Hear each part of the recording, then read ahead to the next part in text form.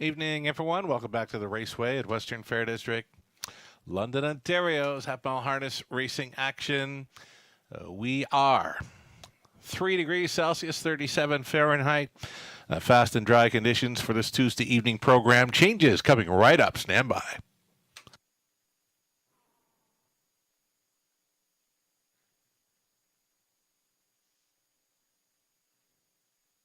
Race number 1 of 10. Scratch the 1, Dollywood. 1 comes out of the opener, the 7 Ace 44 DD. Shoeing change, steel to aluminum in front.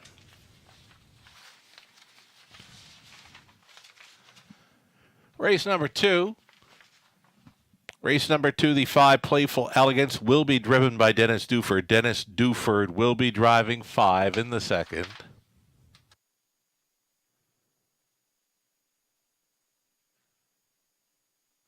Third race is clear, no changes. The 4th race, in race number 4, driver TBA for the 2 Atalanta Express. Atalanta Express Racing here in London, April 14th, sat 3, finished 2nd, race timed in 58-1. Colin Kelly was driving. Also, AJ Titan was racing here in London on April 14th, sat 7th, finished 7th, 2-2-2. Tony Hamlin was driving. Race number 5, the early high five opportunity tonight.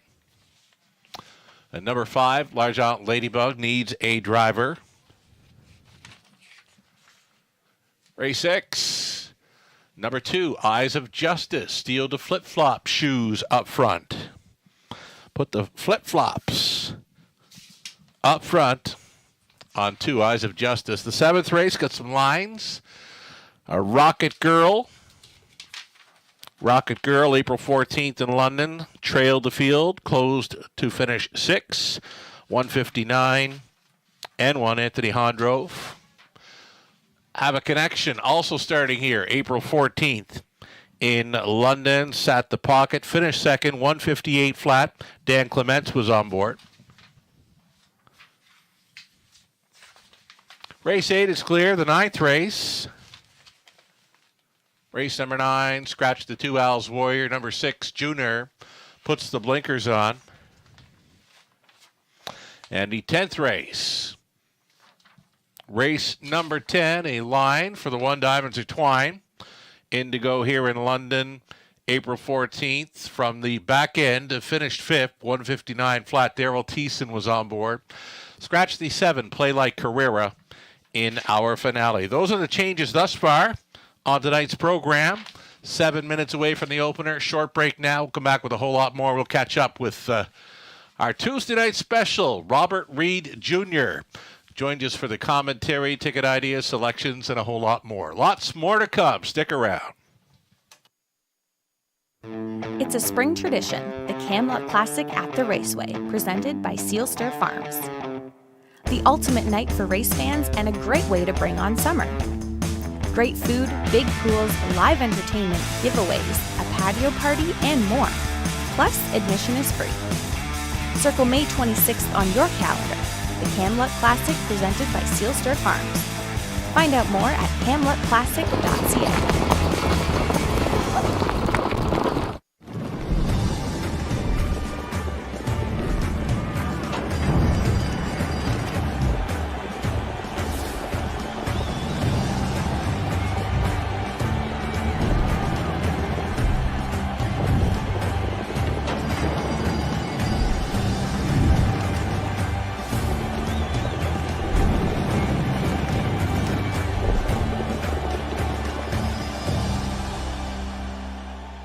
Hi, welcome back to the show, everyone. You're watching the Raceway at Western Fair District in London, Ontario. It's Sugar with you from the Eye in the London Sky. Robert Reed Jr. Joining us this evening for some commentary, some bantering, some ticket ideas, and a whole lot more. Robert Reed Jr. Did you catch any of the Borgata series pacing action last night at Yonkers? Yeah, I did. I caught the replay, Sugar, and some more great racing action from Yonkers and the Borgata. I mean, absolute killers in that series. Hopefully it will kind of be a gateway to the Camelot Classic as well, right? That'd be nice. And Yeah. Ideal's the Magic, right? Oof. Goes into the final now on top in points. Yep. A couple interesting, a couple of races went all the way on the engine yesterday. One went all the way on the engine. The other two kind of came from off the pace. So interesting that with such a strong field of horses, there's many that do kind of need that engine or are better off on the engine, but others that can certainly close with the best of them. So the final of that race is always one that's exciting, and I can't wait to see it. Right on. This is the plan. Was a gate to wire winner last night. For me, Ideal, some magic, big late push up on the wide side, a big back half in there, 53 and change to win over Yonkers on the final half. Covered Bridge too, certainly impressing me last couple of outings. Ty Bruder has been driving that one. He's been very strong in the very late going, like he's finding another gear just 150 feet prior to the wire. Another one that paced a big back half. I believe there was 4 of them. I went back and checked the chart lines on all 3 Borgata series races last night. There were 4 horses on the card that paced back halves in 53 and change over the Yonkers half miler in April. Just crazy. And Jared Bako starting a horse by the name of Hemsworth. And that horse charted the fastest half mile I have ever seen on a half miler. The back half, 53 and 1, closed up from 7th to be 3rd. Just incredible speed they're showing over Yonkers this time of year. Yeah, the gears that these horses are showing, like you said, it's remarkable. Yeah. And Ideal Some Magic has shown he can race from anywhere, right? I mean, many of them kind of have really over the course of the series. And that's why I think the final is going to be so interesting because, again, you're going to see some insane fractions up front. And we're just going to see if the horses up there can kind of go the test, right? I mean, over a half-mile service, typically speed carries, but we haven't seen that throughout that series at all. A lot of big-time late action. So very excited to see who emerges victorious. Right on. We'll look forward to the final this coming Monday evening at Yonkers. $500,000 they'll go for. Let's get a look at some Pick 5 ticket ideas here. Race number 1 of 10, starting at the Pick 5 play. I'm going to go 4 deep, the opening leg to start things up. JM Speakeasy, Flamin' Terror, Nadia Sealster, Ace 44 DD. Race 2, I'm using Timeout Houdini, Last Shot. I'm going to single Greystone Cheeto in the 3rd, an easy winner last time out. She was out for a long ways. Big back half, 58 and 3. If she brings the same kind of performance tonight, very tough to go against the 5 in the 3rd. I'm going to be 3 deep in races 4 and 5 to complete this early Pick 5. And as mentioned, Robert Reed Jr. always joining us for the commentary Tuesday night, supplying tickets, selections, plus a whole lot more. Adding to the Tuesday night festivities here, Robert Reed Jr., let's go with your Pick 5.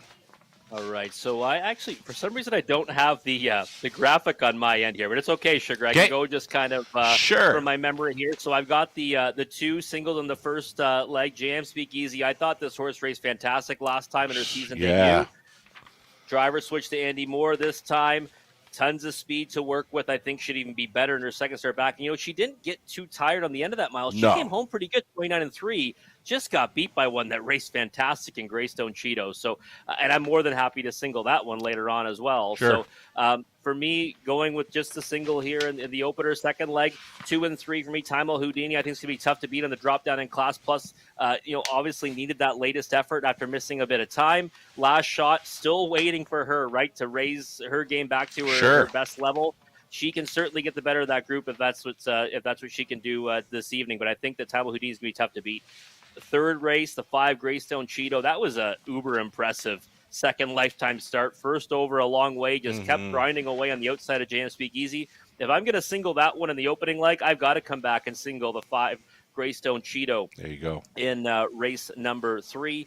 2, 4, 5, and 6 for me. Oh, there they are. Perfect. Now they just popped up for me. 2, 4, 5, and 6 for me in race 4. Thanks, guys, for getting that fixed. 6-horse field.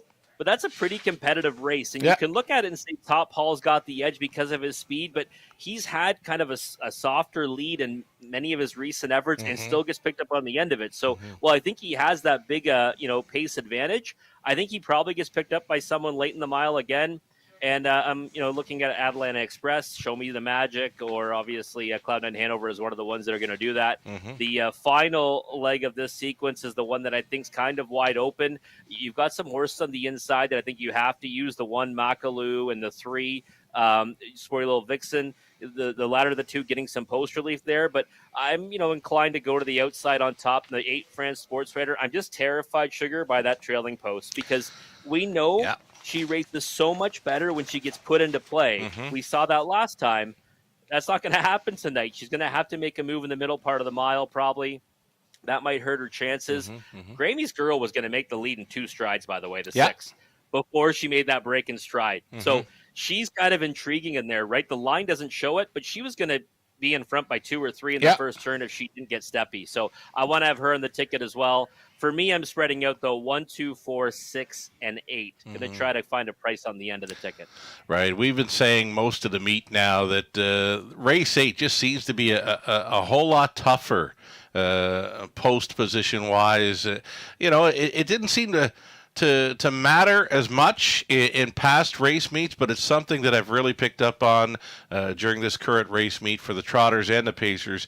That trailing post 8, very tough spot to get involved from in the early going. Very tough spot to win a race from. It really is. And you know what? I kind of remember back and I would think about, when I've seen post 8 have success and it was usually when, they were able to, you see speed on the inside of the gate. They kind of blast out. Yeah. They get away well. So you'd even see horses land the 2-hole frequently from that spot. I haven't seen that very often this year at all. Yeah. It's almost like that position now kind of gets lost in the mix. And we always talk about how, while the pole position's a spot you want to be in on a half, sometimes those peripheral spots, 2, 3, and 4 are actually where you want to be on a speedster because they can loop around. And if that happens, the 8 usually gets lost in the mix. So, again, I'll usually go there if I think it's the best horse in the race. But France Sports Raider for me is one I think is going to take a lot of support in race number 5. And I'm just not sure that's the best spot for her to be in.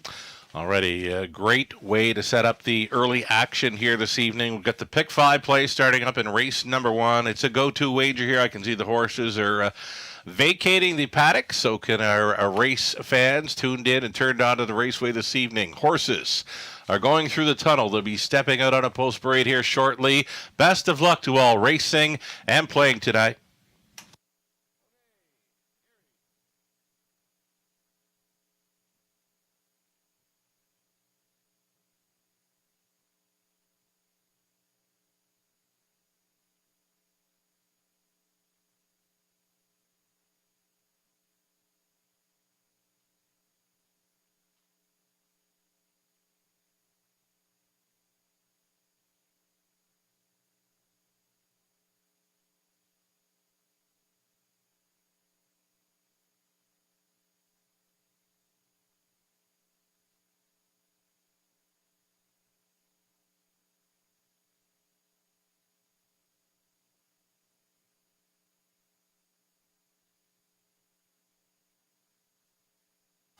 Here we go. Horses and driver stepping out on a post parade for race number 1 of 10. Scratch the 1 Dollywood from the opener. Inheriting the Rail. Number 2, JM Speakeasy.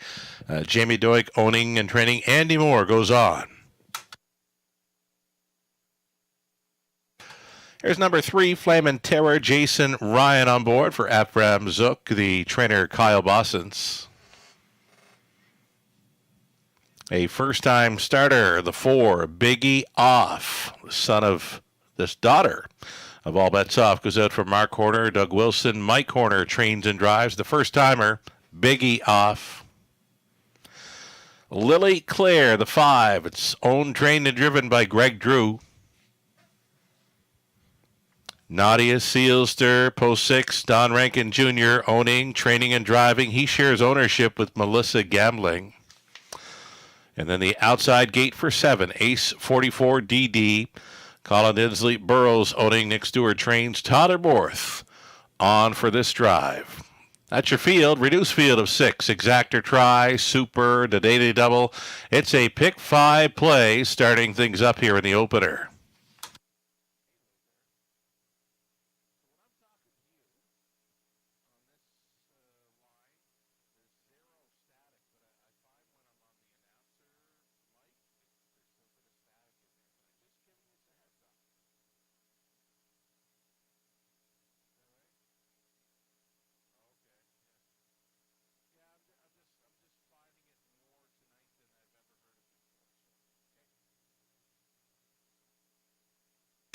All righty, this pick 5 pool getting set to go up and over the $10,000 guaranteed. We are getting a look at number 2, JM Speakeasy, the second start back off the extended layoff. She had the rail to work with last time out, just missing after kind of diddling and dawdling through soft early fractions, but again, she was not really done on the end. The horse that beat her just went that much quicker to get there, Greystone Cheeto. So JM Speakeasy, again, from the rail last time out, she inherits the rail tonight. And you know what? She'll be using it to her full advantage here, Robert. Yeah, I certainly think so. We just talked about sometimes, that spot can be overrated. Not for JM Speakeasy tonight. And that's because last time, she was the only one really, Sugar, that wanted the lead in that race. She kind of just, pushed off the gate and no one went with her. Yeah. She had, a big lead to the half, and you'd say, wow, she got a second quarter breather and still coughed it up late. But she came home, in 59-1, and the last quarter was 29-3, and she was sprinting, right, with one that really was accelerating nicely, Greystone Cheeto, and now you get Andy Moore on the bike, and you know what? During that race, I was like, oh my God, I can't believe I went off a horse. Didn't use her anywhere on that occasion after I had her on top in the Horse Players Journal back in December at Mohawk Park, and she almost went all the way on the engine in that one. So I just looked at this race and said she's got such a pace advantage over this field, and to me, the second best horse, or maybe the best horse, maybe long-term might be the 6 Nadia Sealster, but we've seen no speed from that one. Right. So I can't get too excited about one that's going to be trying to chase down, one that's likely going to get a free lead and likely soft fractions throughout. So I just thought JM Speakeasy's easy win a single here, and there's nothing sexy about that. She's 1-5 right now. Yeah, and you know what? She's looking good out there on the parade. You're getting a look at 6 Nadia Sealster here. As mentioned, not a whole lot of gate speed has been shown thus far. This big daughter of All Bets Off and Rankin. Great check getter in her 4 starts at the races. She's been getting a check every time. Her best finish is a third, 2 back, where she come home in 58-4. She's home in 58-3 last time out. So good closing speed. She just wants to stay closer. Yeah, that's the key with her. She's taken big support, right? Beaten favorite in both of her last 2. Now, she's gotten a little bit closer on the end of her miles, but again, kind of green at times, getting away off the gate and not at that early speed to work with. So she's going to be in the same boat again tonight. Maybe she picks up live cover, but last time I thought she didn't really get the worst trip, and she still couldn't really close into the late speed of the winner and of course the favorite on here who ended up finishing second in that race. So I looked at it and just thought she's probably going to get away at best, in post position. She's got the 6 hole now, or 5 hole now, so maybe she gets away 5th, and likely the best she can do is probably second in here. But do I think she's got ability? Absolutely. Just need to see more of her getting forwardly placed before we can get too excited about her as a win ticket. Right on inside of a minute now. Final minute for wagers on the popular Pick 5 play, Race 1 in London. Tyler Borth gets the call tonight on 7 Ace 44 DD. And as Tyler does it so many times, he did score this one down. I was looking for a little more early speed from this one. Outside post tonight. The score down didn't really tell me a lot. It doesn't look like she's got a whole lot of early speed to work with, but who knows? You know what? This is Tyler hopping on board and may get her in play. If he can find a spot up close with her, there is room for improvement. But for me, I think it's going to set up with the 2, JM Speakeasy cutting it out. And the more I look at 3, Flamin' Terror out there, I think that value player is going to be set up for a 2-hole ride and may be able to hold down that pocket throughout. So for me, I'd be looking at 2-3 exactors here in the late going. Your final thoughts? Yeah, I don't mind that, right? We like betting the lineup, right? If 2-3 is a lineup, good place to go there. But Tyler Borth can create speed, right? Yeah. We've seen it before. First time Borth angle on the 7 Ace 44 DD. One we definitely want to keep an eye on behind the gate. Alrighty, the 6-horse field of maiden, fillies, and mares getting set to go postward includes a first-time starter for Team Horner in number 4, Biggie Off. Gate is moving. Still time. You'd have to hurry, though. JM Speakeasy, Andy Moore, Flamin' Terror, Jason Ryan, Biggie Off, Mike Horner, Lily Claire, Greg Drew, Nadia Sealster, Don Rankin Jr., Ace 44 DD, Tyler Borth. Those are your 6 all on gate into the stretch. picking up speed. Here they come. They're off. Flame and Terror to take them on out of there. JM Speakeasy, and up on the wide side, Ace 44 DD being asked to leave tonight. Ace 44 DD. She was a little green off the starting card, but she's going to be up close. She's now finding the pylon positions there in third.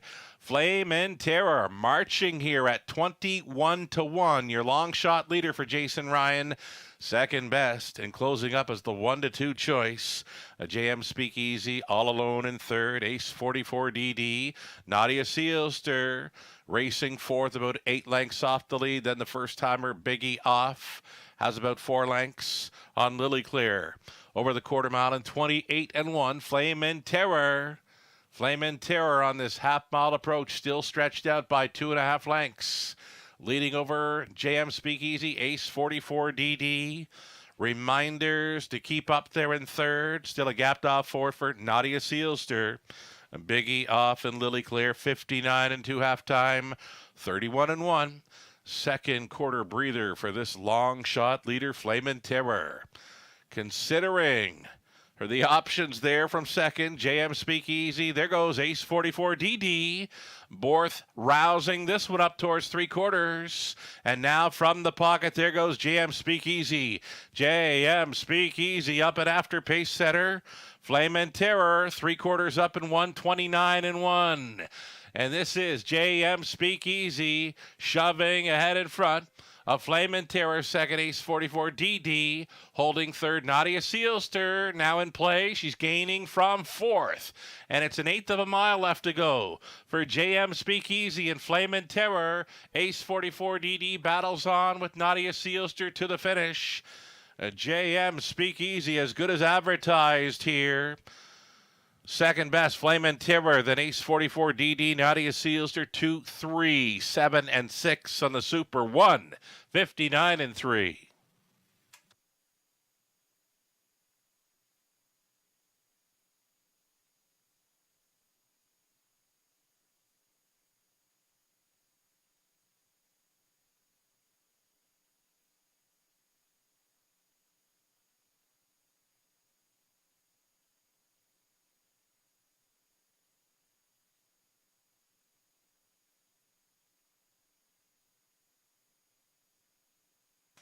Pocket sitter JM Speakeasy here.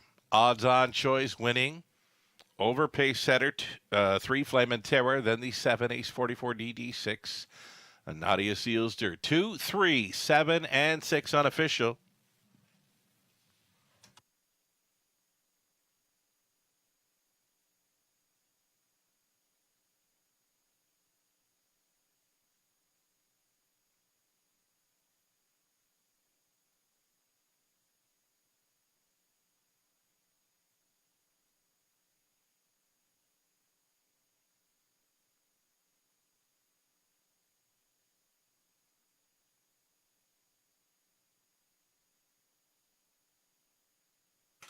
Here's the 2, JM Speakeasy returning. Big 4-year-old daughter of Art Speak from the Art Major Mare, JM Chicago. Owned and trained by Jamie Doink of Petrolia, Ontario. Andy Moore on board for this. The maiden victory, the Big Mare, home and cooled, 159-3, JM Speakeasy. Congratulations.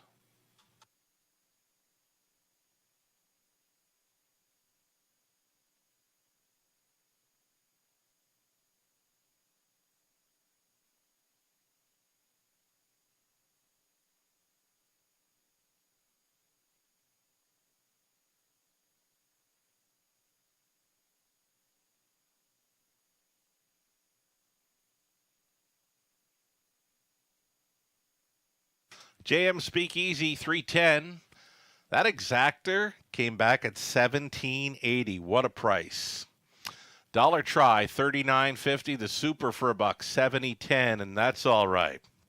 Best price though, that exactor for $17.80. I mean, kind of looked like they had to line up 1, 2 or thereabouts. The rundown, the one was Scratch Jam Speakeasy won it. Flame and Terror second. Biggie Off was 6. Lily Claire fifth. Nadia Sealster fourth. Ace 44 DD third. 28 and 1, 59 and 2, 129 and 1. Mile of 159 and 3. JM Speakeasy breaks her maiden from the top of Scratch. 1, 2, 6, 5, 4, and 3. Race 2 up and coming. Dennis Duford will be driving the 5 Playful Elegant 7 Trotters. For the Exacta Tri Super, it's Ann. Early pick 4 starting up in about 9 minutes. Good luck.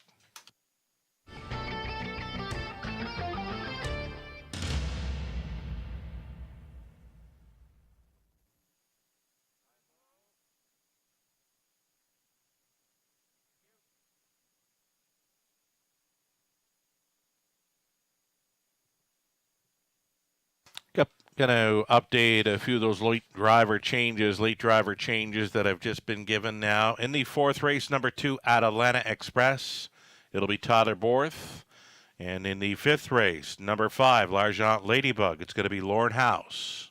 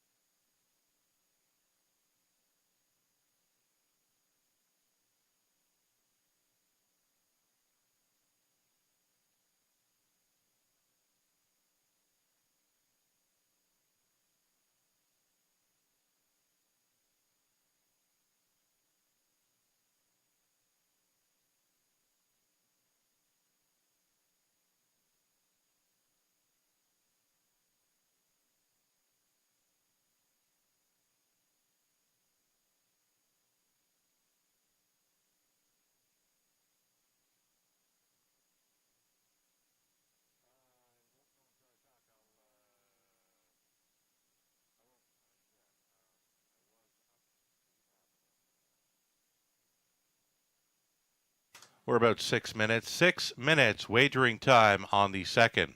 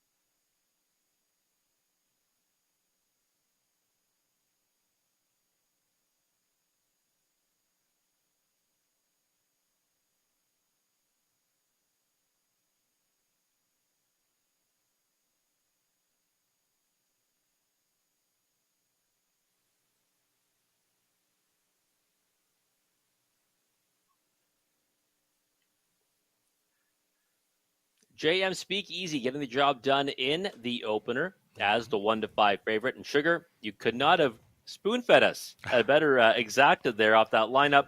And, I was expecting, I said, first of all, you talked me into that exacta play. Cool. And I said, 11 or 12 bucks, that'd be nice. Mm-hmm. And I see 17.80. Yeah.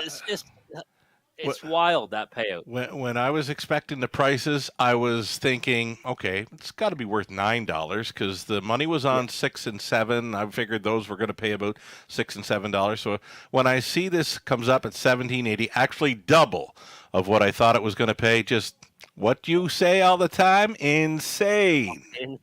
Absolutely. Yeah. And you know what? You said it could not have mapped out any better for it to finish that way. Mm-hmm. It actually works out better than James Speakeasy says a 2-hole because now Flame and Terror kind of gets her way in the engine. Yeah. And that one just comes by for the easy victory. And Flame and Terror, of course, holds on for the play spot. So nice call there. Like I said, you are the best in the business for calling those lineups. We try, especially like I did want to see Tyler score the 7 down. I did mention, she scored her down like he was going to maybe try to do something. He did get her up closer than she has been, but for me, it just didn't have that early foot that I was looking for in the score down. So that left me thinking that this has got to be 2 3s. And like I said, for $17.80, what a price to start things up with a 1-5 winner. Yeah, no, exactly. I mean, you're thinking, you're gonna, it's got to be minuscule, right? Just because of that winner. Yeah. And they give you just that super juicy, insane price to start off the card. We're going to call that a gift exactor in race number 1. Race number 2, it's the early pick 4 starting up for me. Number 2, Timeout Houdini. It's going to be the second start back off a brief rest, so we'll expect a little more from that. Tyler Bohr stays on to drive, of course. And number 3, Last Shot. Keep looking for that A game, and if she happens to show up with it tonight, she's definitely more than capable of handling this group. Third race for me, it's the single on 5, Greystone Cheeto. And over into race number 4. Going to go 3 deep in there with Atalanta Express. Tyler Bohr now driving 2 in the 4th. Top Hall, Cloud9, Hanover, others to think about. Race 5 on the end, Makalu, Red Sky tonight, season debut, and then Fran Sports Writer from that dreaded trailing spot, Robert Reed Jr. Your thoughts on the early pick 4?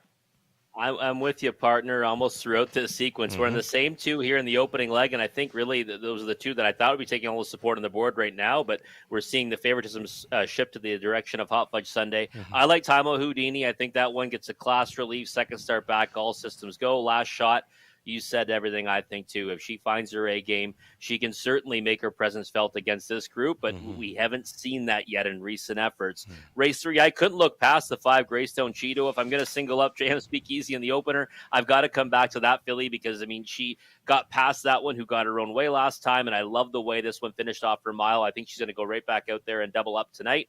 In race number 4, the 2, 4, 5, and 6, I'm adding one in that race, and that is the 4, Show Me the Magic. Horse is racing off a bit of a layoff, but has shown ability in the past. I think this is not out of his reach, actually. But I do have the 2 Atlanta Express, the 5 Top Hall, who is likely going to be the pace setter, and the 6 Cloud9 Hanover, who I thought has raced well in recent efforts. So it does have every chance to kind of be competitive in there again, but does have to work from that outermost post in the contest. In race number 5, that's where I'm looking for a price, Sugar. 5 deep for me with the 1, 3, 4, 6, and 8. Do recognize Fran Sport Writer, off that last effort. She might be the best horse in the race, but I just don't know how it works out from the trailing post. I guess if there was one that I'm looking for that maybe at a price that might be able to boost the pick 4 and pick 5 payout, it's a 6 Grammys Girl. Just thought that last time she was going to just get to that free lead and maybe do some damage out there. She got steppy and then had to kind of just wave the white flag, sit third, and ended up finishing 4th. So I'm going 1, 3, 4, 6, and 8 in there, but that's the race I'm hoping we see a bit of a price in. Alrighty. It was a busy dance card for leading driver Tyler Bohr prior to tonight's changes, and now instead of 9 races, we'll see Tyler. He's in all 10. He picked up a drive on number 2, Atalanta Express, in race number 4, so the good times likely to continue to roll here for Tyler Bohr.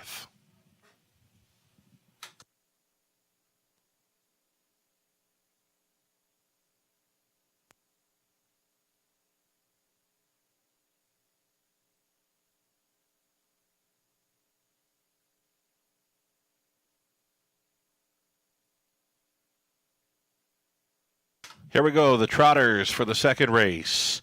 Stepping out on parade, led by the one, Zach to the max. This one for Megan O'Neill. Jack Ray training. Scott Ray goes back on. Ty Mal Houdini back on the rotation now for ECS Racing LLC. Steve Boston's training. Tyler Borth.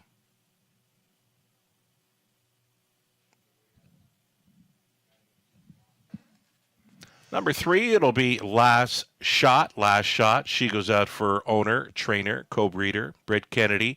Garrett Rooney stays on.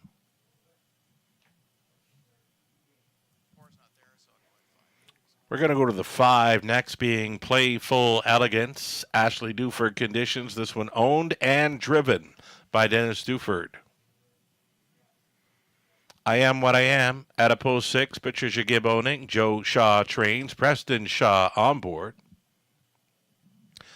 7 outside for Daylon Midnight, it's Dave Lemon, along with Gord Yo sharing ownership, Jen Pinkerton training, Lauren House to do the driving.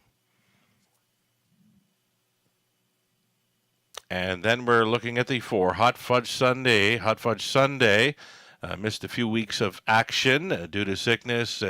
Angie and Mary Carroll share the ownership with Angie training. Alfie Carroll stays on to drive. Currently a 6-5 favorite here. Number 4, Hot Fudge Sunday. 7 starters for the Exactor Tri Super opening leg of tonight's early pick 4.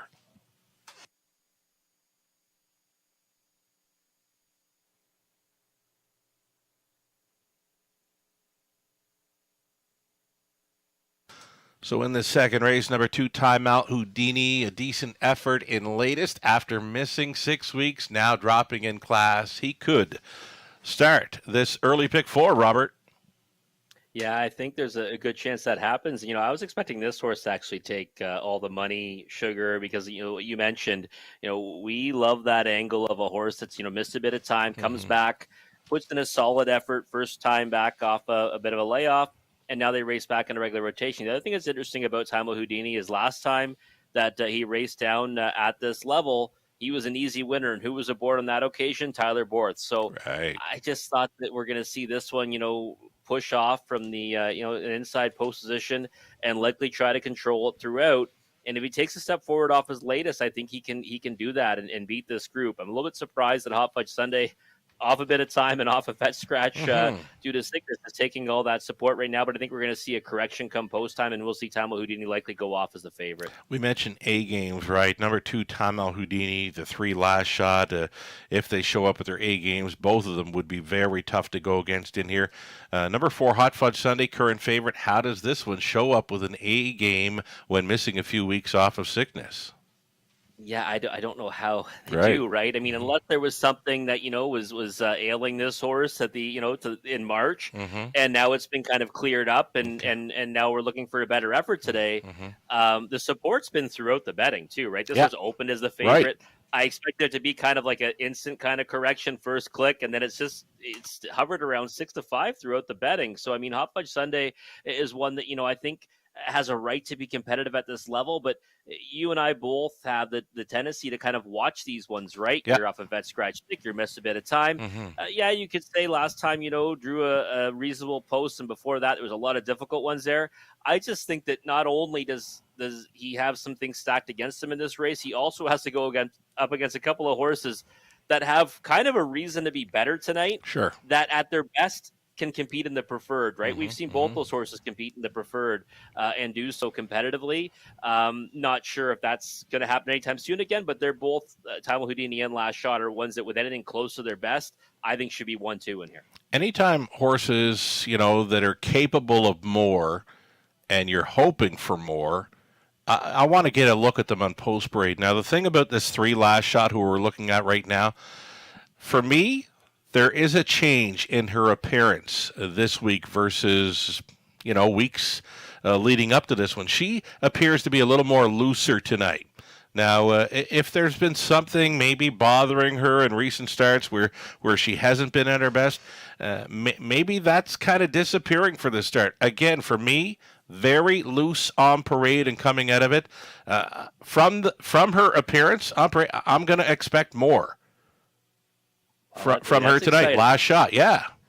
That's exciting because, I mean, like I said, you're the best in the business, and that you're calling your lineup sugar. But you're also, maybe this isn't a pick of the parade. Not just quite yet, a pick of the parade. No. but still, it means something, right? When you notice one that is out there looking better than usual, Right. Because we've kind of said, after her last few performances, like, we're waiting for her to come around and kind of show her best again.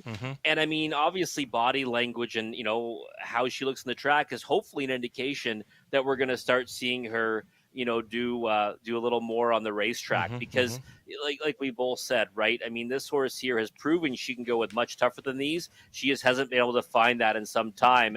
And right now you're getting the right price, right? If someone told me, months ago that you'd get 3-1 on Last Shot at this level, I'd probably be lining up to take that every day of the week. And I think, right now she is the value on the board. Well, you know what? You can pretty much toss off the month of March for her. She was out sick. Then she come back to finish second and third. But again, for me, so loose on parade, and she does look fantastic here. Maybe we'll see her step up a little more tonight. Again, the price so right now at 7-2. Yeah, 7-2, and she gets away from that trailing post, right? We were talking about how difficult it is to start from there. She kind of was put behind the 8 ball last time. She made up a little bit of ground late to be third in a race that was dominated by dirt. But tonight, maybe she gets away a little bit closer. And here she is, Garrett Rooney. She's tugging on Rooney right now. This mare is very sharp tonight. If she can get away cleanly, I love her chances right here and now. There you go, 3-1, folks. Race 2, gate is moving. Still time. It's the early pick 4 starting up in London. We've got Zack to the Max, Time Al Houdini, Last Shot, Hot Fudge Sunday, Playful Elegance, I Am What I Am, and Daylon Midnight. 7 noses on gate for race 2 in London.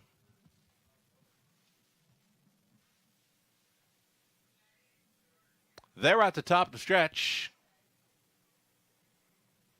Picking up speed. Here they come. They're off. Last Shot with early speed. Time Al Houdini's there. Hot Fudge Sunday. Widest of all. I Am What I Am. Opening turn action. Hot Fudge Sunday. Going to the top for Carroll. Second best. Time Al Houdini. Going to be Zack to the Max to travel from third. Sliding into fourth was Last Shot. Fifth best away, I Am What I Am, then Playful Elegance with one beaten. In the early going, Daylon Midnight sees them all. A dozen lengths, front to back, Hot Fudge Sunday. By the opening quarter mile, it was 28-4, closing up as a 5-2 third choice after taking all the early action here for the second. It's Hot Fudge Sunday being left alone here at 3/8 completion. Time Al Houdini will trip out in second, traveling third. Zack to the Max, Last Shot. Eyes up the action from fourth, a peek to the outside in fifth for I Am What I Am. That's going to force the hand of Last Shot. Last Shot, she's out. And she is rolling here with a lap to go. Back markers, Playful Elegance. Daylon Midnight over the half at 59-4, 31 flat rating for Hot Fudge Sunday. Time Al Houdini traveling in second. Last Shot. She's made it into third. She's gaining. Last Shot on to take second, racing down the backstretch for the second and final time. And it's Hot Fudge Sunday with Last Shot pulling alongside. And now from last, Daylon Midnight in play for House. Time Al Houdini still up there in the top 4, 3/4 up in 1, 30-1. Hot Fudge Sunday up against Last Shot. Daylon Midnight at 40-1, looming boldly up on the wide side. Time Al Houdini still up there in the top 4 and 8 left to go. And it's Hot Fudge Sunday. And it's Last Shot and Hot Fudge Sunday. Last Shot showing it all over the place on Post Parade. She's a winner. Second best was Daylon Midnight. Tight for third. Time Al Houdini against Hot Fudge Sunday. 2-1-1.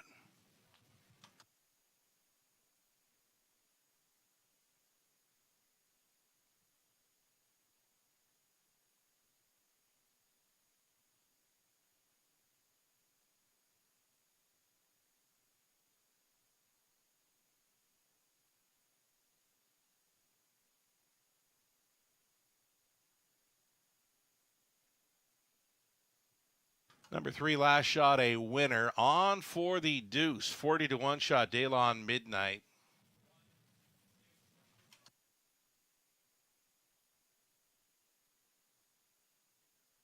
3-7-4-2, your top 4 unofficial.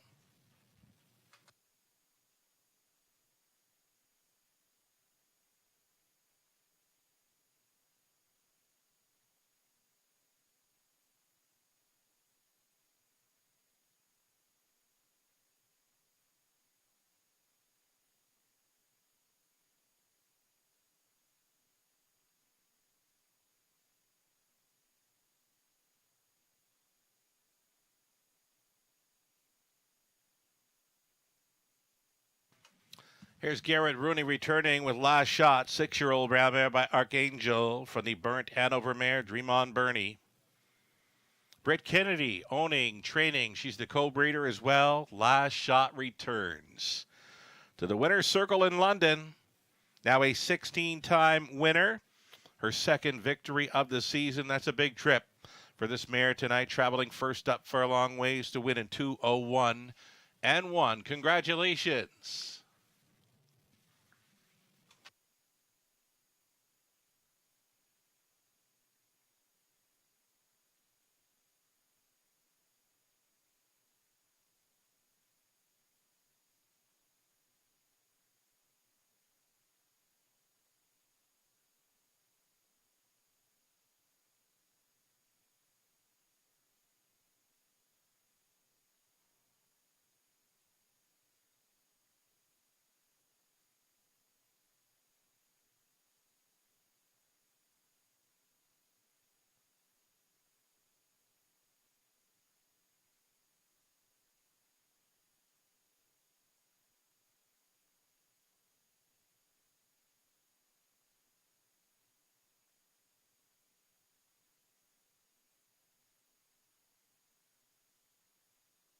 Last Shot, she paid $480. Exacta comes back at $57.80. Dollar Try, $109.10. Super for a buck, $247.15. The Daily Double of JM Speakeasy on the Last Shot, $15.80. That's all right.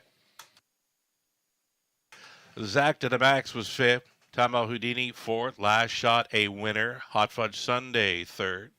Playful Elegance 7th. I Am What I Am 6th. Daylon Midnight second best. 28-4, 59-4, 130-1. It's a mod of 2-1-1 for Last Shot. Back to her winning ways in London. Top down a 5-4-1, 3-7-6-2. Our third is next. Back on the pace for it. It's another 7-horse field to line up in about 6 minutes for the Exacta Try Super and early pick 3 opportunity.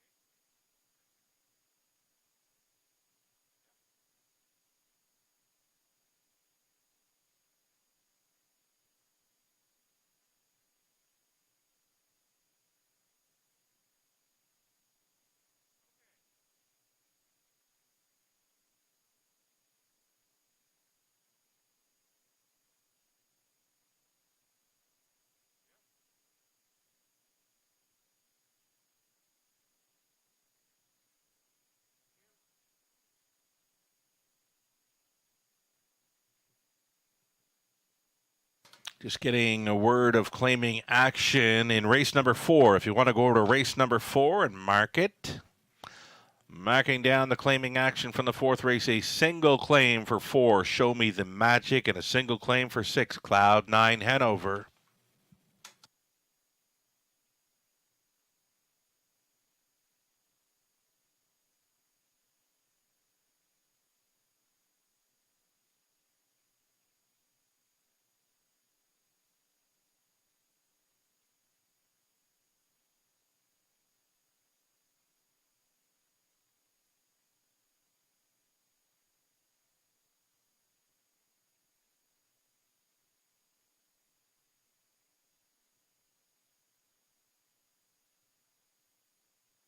3 minutes to post time, the upcoming third.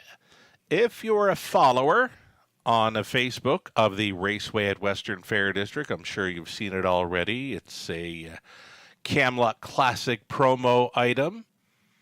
So the Facebook post for the Raceway at Western Fair District reads, the Camelot Classic is just over 5 weeks away on Friday, May 26th. Comment below a horse that you are hoping to see invited to this year's big race. A random draw from all of the comments will be made for some Camelot Classic swag. So again, if you're following the Raceway at Western Fair District, make sure you comment on their most recent Facebook post. If you're not following the Raceway, you should be. The Camelot Classic coming up in just over 5 weeks' time.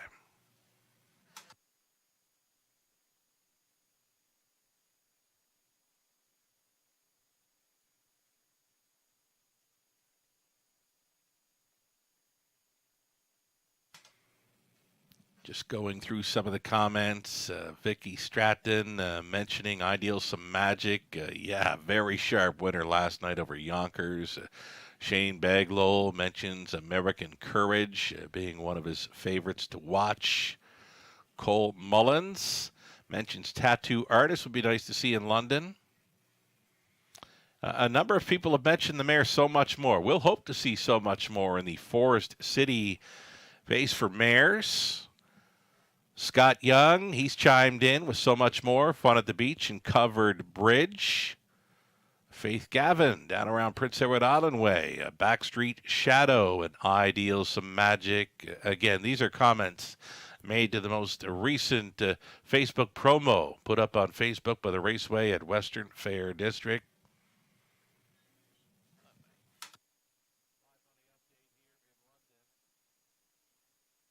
Live money update here for the Raceway at Western Fair District. The pick 5 play had just shy of $20,000 in the pool, and it's $2,204 live and in play following the victories by race favorites JM Speakeasy and Last Shot. Pick 4. As far as the pick 4 money goes, $10,000 plus pool, and it's $3,128 still in play following the victory by Last Shot at 7-5. Little over a minute for plays here on the third. Again, it's an early pick 3 opportunity next.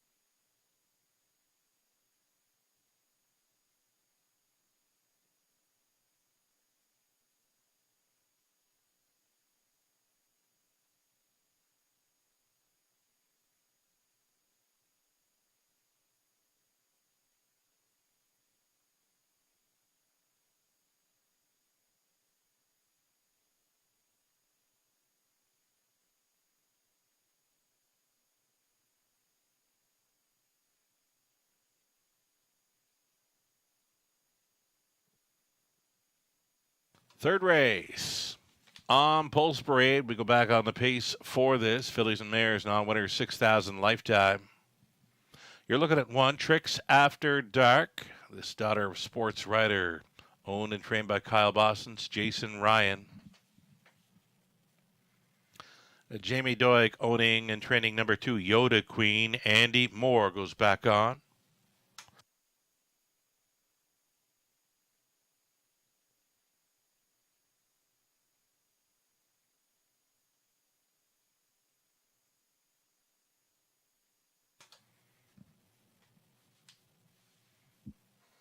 At a post 3 this evening, it'll be Untimely Arrival for Peter and Raymond Corr, along with Tom Hodgins. Peter does the training and the driving for 3, Untimely Arrival. On her way.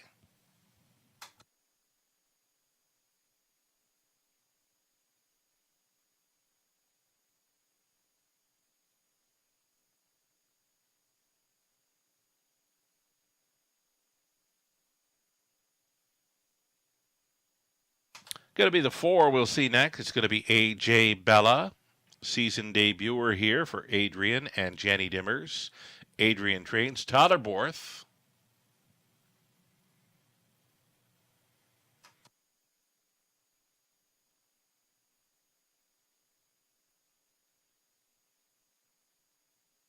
More to come here. The 5 Greystone Cheeto. This one for Gene Caddy, Alana, and Dylan Ballore. Brent Ballore training. Lauren House stays on. Greystone Cheeto, the daughter of Better Than Cheddar, will try to repeat here. Number 6, Cheddar Rose for John and Randy Ryer. John trains. Garrett Rooney's up. 7 outside, Sky Velocity for owner-trainer Gary MacDonald. Paul McKenzie on board. A little bit late for the party, but she will start, is the 3 Untimely Arrival. 7-horse field for this exactor try, Super and Pick 3 play.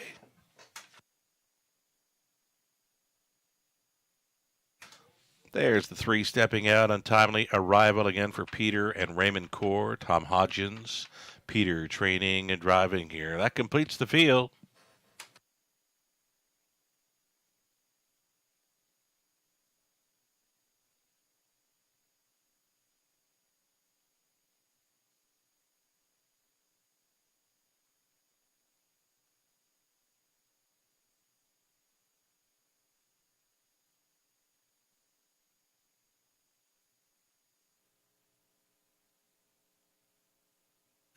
Alrighty, here we are in the 3rd with the 5 Greystone Cheeto on the monitors. A very sharp win last week after rolling first up a long ways.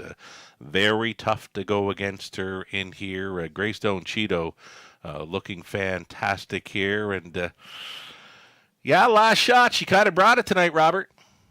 Yeah, she sure did. And you called that dead on, right? Because I mean, she looked better on the track tonight, and boy, oh boy, did she ever look better in the race tonight, too. Yeah. I mean, she went first over, just grinded down the leader, and you could see, right, just the way she looked as she was marching up, that she was going to get past that leader pretty much whenever she wanted, I thought, and went on to victory. But a lot of people were listening to you, Sugar, because, plunged down from like 3-1 to 7-5. Yeah, well, as they went behind the gate. I got to call him as I see him, right? Garrett Rooney with a very confident steer, eh? I mean, he rolled her first up, and like you said, it just never really looked like it was going to be in doubt for her tonight. It really wasn't. You know what? I loved how he kind of just bailed out of that early speed duel that developed as well. Kind of just took a seat and said, okay, I'll let you guys sort it out, and I'll just come first up and get all the money. And that's exactly what she did. You know, that's right. She did step off the car first briefly, but he thought better of it. So right off the bat, we knew she was good because she did have that gate speed, which she hadn't been showing. She hadn't shown it all lately. Yeah, we kind of said we were waiting for her to bring her A game, and I think she's on her way to it. So that's great to see. We'll look for her again. Number 5, Greystone Cheeto. She is still taking all the action in here. Number 6, Cheddar Rose. Cheddar Rose could be a player in this one. You've got a peg for second in here. A 4th best finish in the qualifier for Flamborough. Yeah, just a decent qualifier over Flamborough. Hmm. First lifetime start for this one, and one of those ones that you look at the race sugar and you think Greystone Cheeto is going to be so tough to beat in here. Yeah. If she takes any kind of step forward off her latest, I mean, this should be a bit of a walk in the park for her. So who do you want to use underneath? Well, the newcomer to me was the one that was, I would say, most intriguing, and this one is a half sibling to Kingston's Bad Boy, who's a 32-time winner and over 300,000 in the bank. And the Hmm. qualifiers look decent enough, right? So usually one we want to kind of watch maybe one time out, but I think she can certainly, make her presence felt in here. But for me, just underneath, because I don't think they beat Greystone Cheeto tonight. Right on. This is 6. Cheddar Rose, Garrett Rooney, live with Last Shot, maybe live here with Cheddar Rose in the third. A little over a minute's play. This pick 3 opportunity. Here's Paul McKenzie sitting on board the outsider, Sky Velocity. When you look through the program page, there's not a whole lot of them showing that early speed, but this one is always in play in the early going. The post 7 doesn't bother me at all. No, it really shouldn't, right? Because she's got the best early foot off the switch in here. She's showing that in all of her starts. Hmm. I mean, she's got 7 on the board finishes in 10 tries so far. So I mean, one that's certainly showing ability as well. Hasn't broken through and gotten that victory yet, and probably doesn't happen tonight from post 7. But like you said, she can certainly get forwardly placed in here. Just going to matter how much it takes out of her, right? In the early going. Yeah. And I think that she might kind of be some, if she does try to go to the front, she might end up being some low hanging fruit for Greystone Cheeto to run down on the end of her mile. Hmm. But I do think she's one of the ones that looks like a top contender underneath. And that's why she's taking so much support at 7-2 right now from that outermost post in the contest. Number 5, Greystone Cheeto continues to take that 3-5 action. And she's looking calm, cool, and collected out there. Kind of proud, actually. It's like she knows she's coming in off the win, and that's great to see for the young horses when they get some confidence in the early going. There's no place to go but up for this one. No, there isn't. And I mean, like, she has every right to be confident. She was first over a long way in that race, and it was kind of one of those ones that was never in doubt for her either, right? I mean, you could see she was kind of just going to go by any time she wanted. And then JM Speakeasy came back to race really well tonight. So it's a great form reference. And again, one that I think that, she's already proven she can overcome a difficult journey. And I think she does it again tonight as the odds-on favorite. Here we go. It's a final call for wagering. The third race in London set to go postward. And again, final call, still time.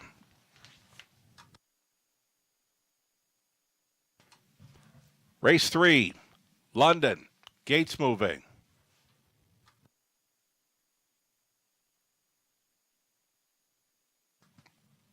From the inside, Tricks After Dark, Yoda Queen, Untimely Arrival, AJ Bella's in the center, then Greystone Cheeto, first time starter. Cheddar Rose from post 6, then Sky Velocity completes the line. Hey, 16th out, here they come.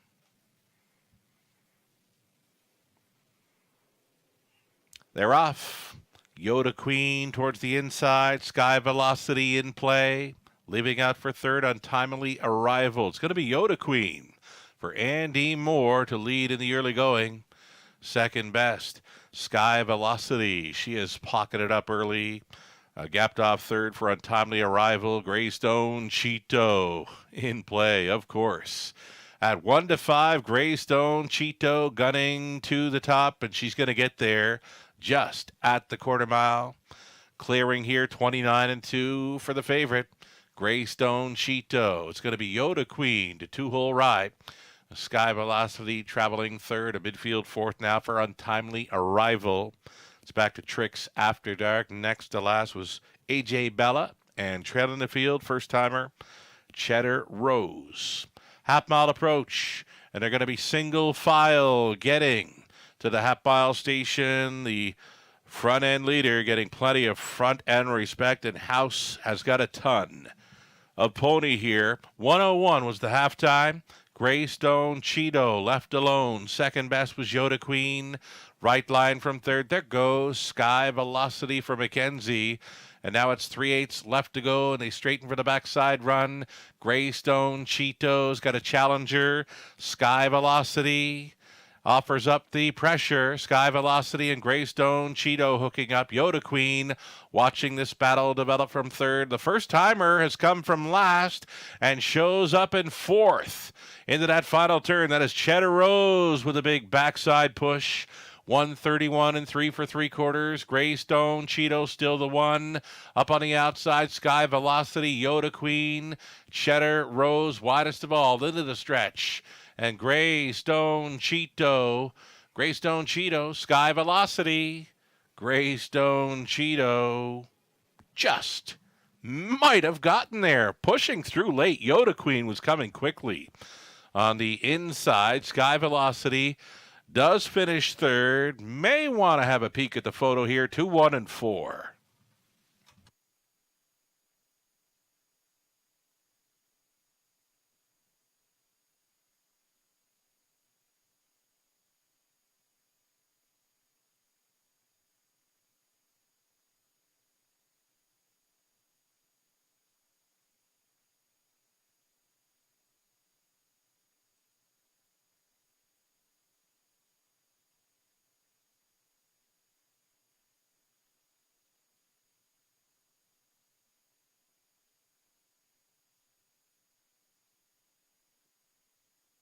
This got close for the heavy favorite right on the line.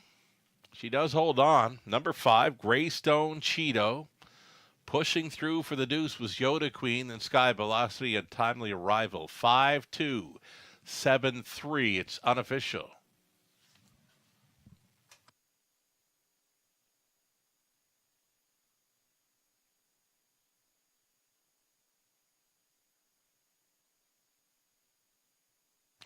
Greystone Cheeto, she's back for 2 in a row in London. A 3-year-old daughter of Better Than Cheddar.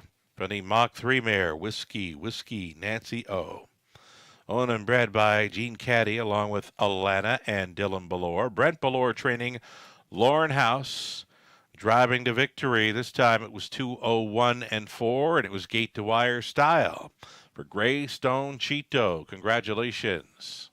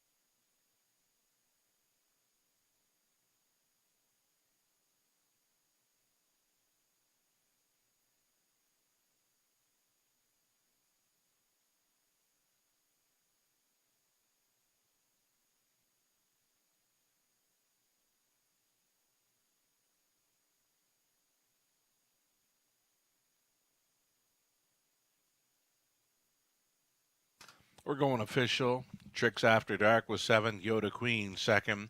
Untimely Arrival 4th. AJ Bella 5th. Greystone Cheeto doubled up. Cheddar Rose was 6th. Sky Velocity 3rd. 29 and 2. 101. 131 and 3 and a mod of 2, 1, and 4. The Greystone Cheeto repeat from the top. A 7, 2, 4, 5, 1, 6, 3. $250 to win. That exactor $690. Dollar try $660. Buck Super $30.55. Fourth up and coming, back on the trot. A single claim for 4. Show Me the Magic. A single claim for 6. Cloud9 Hanover. Tyler Borth now listed to drive number 2 Atalanta Express. So again, the trotters for the 4th race. Exactor try Super Daily Double 5 minutes away.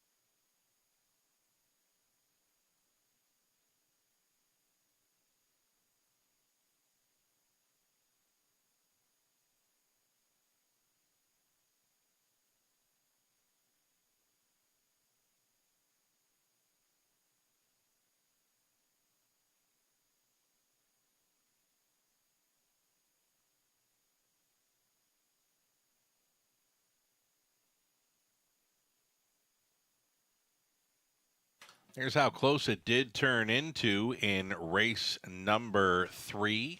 Greystone Cheeto, just enough to hold off Yoda Queen on the line. She was rushing and brushing quickly to be in a win photo.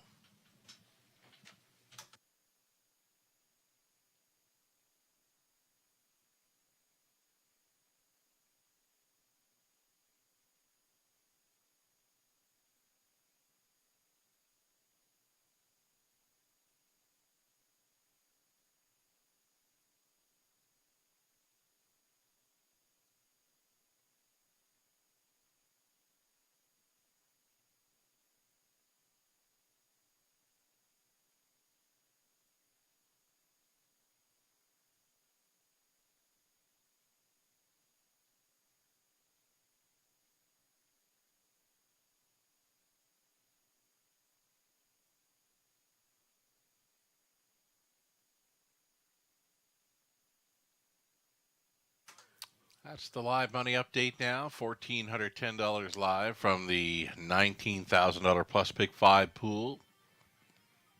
And the pick 4 live money. $10,000 plus pool, and it's $1,935 still going forward.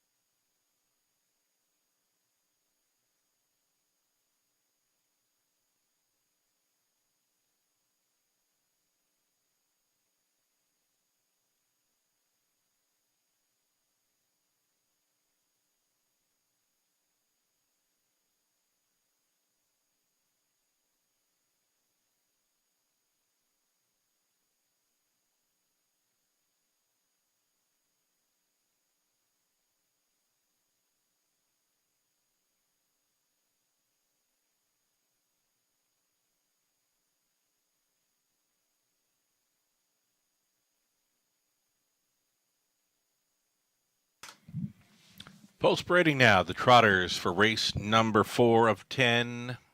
Claiming tags 10-5 to $15,000 here. Number 1, Dominum Deo. It's Sam Filion on. For owner trainer Bill Leon.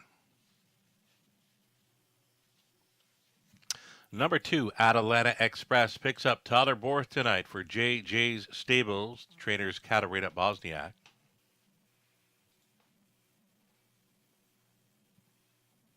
Tony Hamlin driving 3, AJ Titan for owner-trainer Mike Hamlin.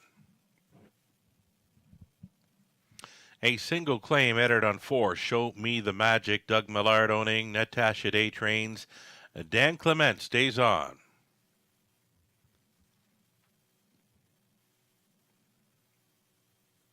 Number 5, Top Hall, Garrett Rooney for Michelle Attard, along with Jean Allaire. Brett Lester trains. And then the outside chance for 6, Cloud9 Hanover for Jeff Mayhew, trainers Lindsay Kerr. Travis Henry on board, a single claim is entered. 6 trotters for this exactor try, Super Daily Double.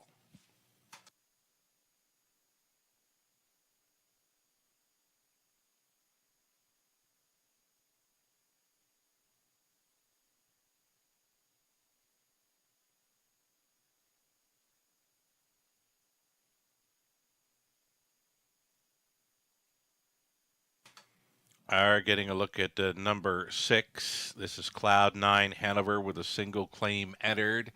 Has been right there in recent starts. Trotted sub 2-minute speed last time and appears to be ready to pop. 9-5 currently. Number 6 Cloud9 Hanover in the 4th. Robert Reed Jr., an anxious moment very late in the mile there for Greystone Cheeto. When I saw the win photo, I thought, wow, did that get close? Yeah, it got real tight, and you kind of in real time, right? You don't really see that because you kind of see Greystone Cheeto kind of just cruising to the wire, and you knew it got close. But in slow mo, I said, "Ooh, this gets a little bit dangerous at the wire there."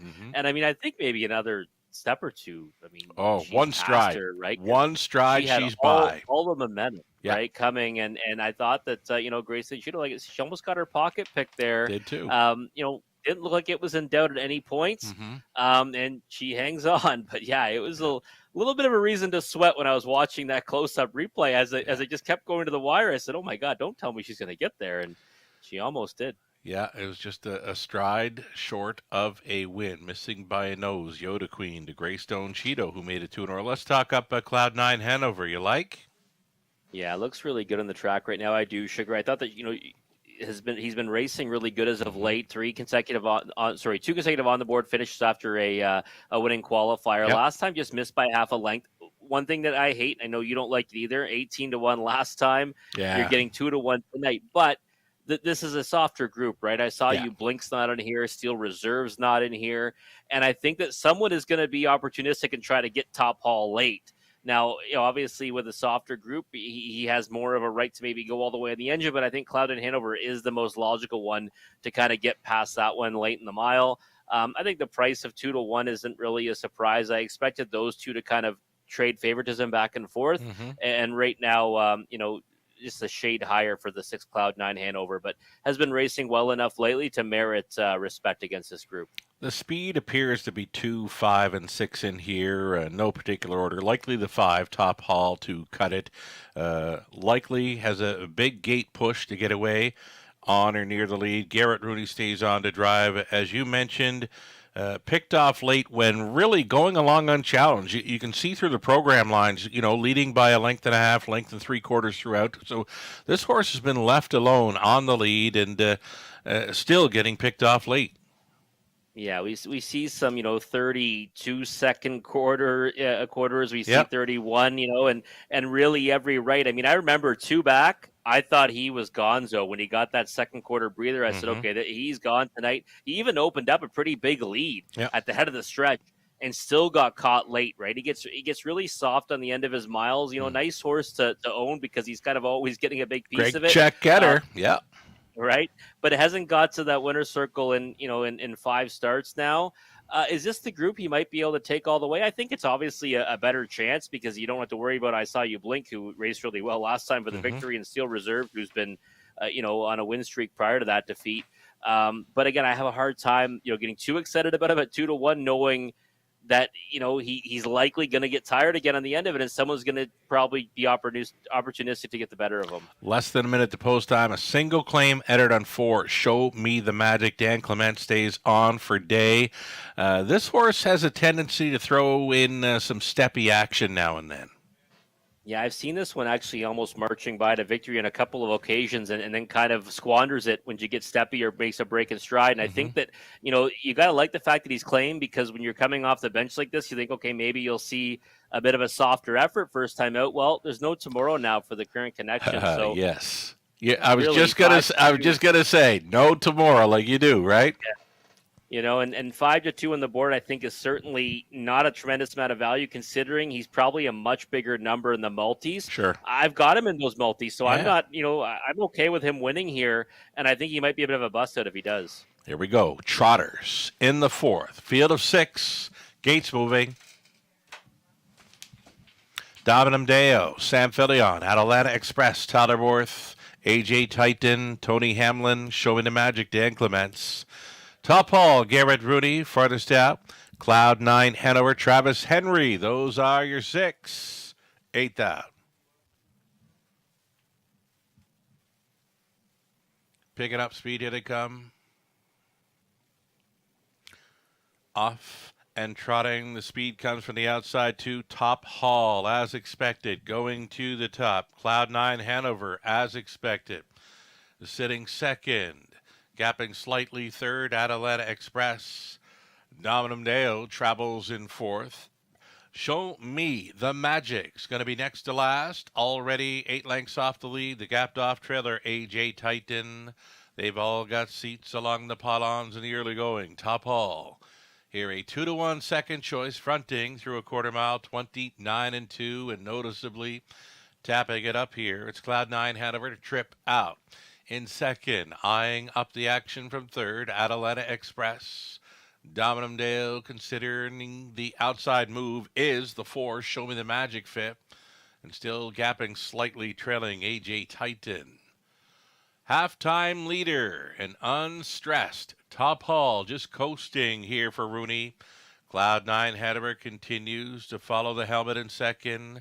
Traveling third, Atalanta Express. There's Show Me the Magic now put in play. Move to the outside and taking fourth. Half clocked up in a minute and 4/5, and now 3/8 left to go for pace setter Top Hall. Cloud 9 Hanover following along in the deuce. Up on the outside, taking third. Show Me the Magic. Right line from the pocket. There goes Cloud 9 Hanover. Cloud 9 Hanover up and after Top Hall. Here is 3/4 and 1:30-3, 29-4 through the third. Top Hall still the one. Right on the saddle cloth, challenging Cloud 9 Hanover. Atalanta Express continues to follow them in third. Fourth best, Show Me the Magic, and 8 left to go. And it's still Top Hall. Cloud 9 Hanover wants this one. Cloud 9 Hanover going by late. Cloud 9 Hanover wins it on for second. Atalanta Express, Top Hall third. Fourth goes to Show Me the Magic, 2-1-1.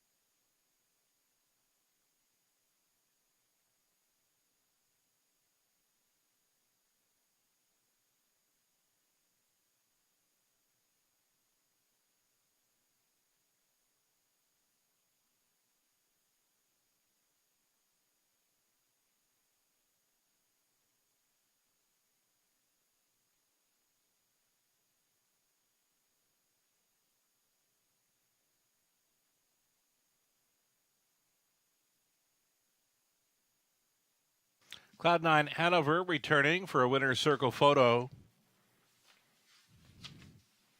10-year-old son of Muscle Massive from the Malabar Man. Mare Carmita. It's owned by Jeff Mayhew of London. Lindsay Kerr condition. Travis Henry driven the win off the pocket ride. 2-0-1-1. 21st career victory for Cloud 9 Hanover's second win of 2023. Congratulations.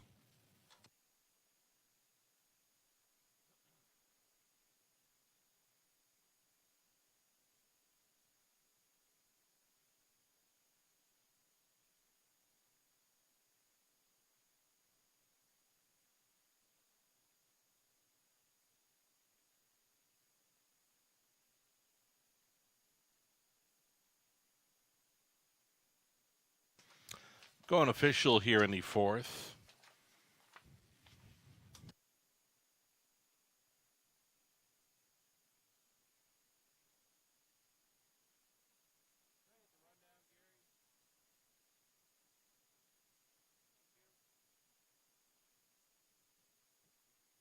Fourth race official, 5:20 to win. Cloud9 Hanover, Exactor 1340, Dollar Try 1535, Super for $1, 23 even. Dominum Deo was fifth.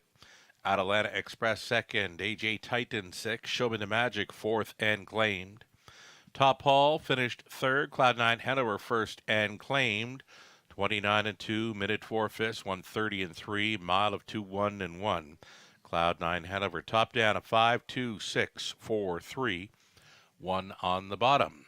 The claiming action from race number 4, the 4, Show Me the Magic for $15,000 was claimed and will go to trainer Stu McQueen. Also in the fourth race, number 6, Cloud9 Hanover for $15,000 was claimed. Will go to trainer Shane Arsenault. Fifth race up and coming, back on the pace. Lauren House to drive 5, Large Aunt Ladybug. 8 pacers for the Exactor, Try, Early, High Five, Opportunity. 11 minutes to think about it.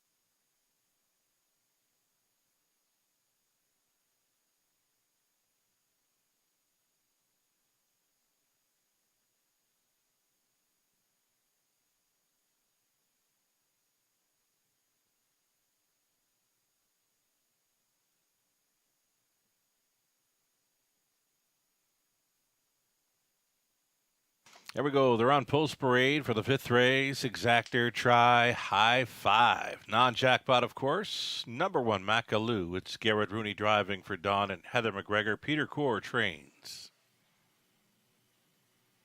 And number 2, Tea Time Pat. Tyler Borth for Al Bowden. Trainers John Pentland. Doug Wilson, Mark Horner, sharing ownership on 3. Sporty Lil Vixen, Mike Horner. Trains and drives. There's a look at 4. Red Sky Tonight. Natasha Day for Steve and Marilyn Gillard, along with Heather Pickett. Heather trains.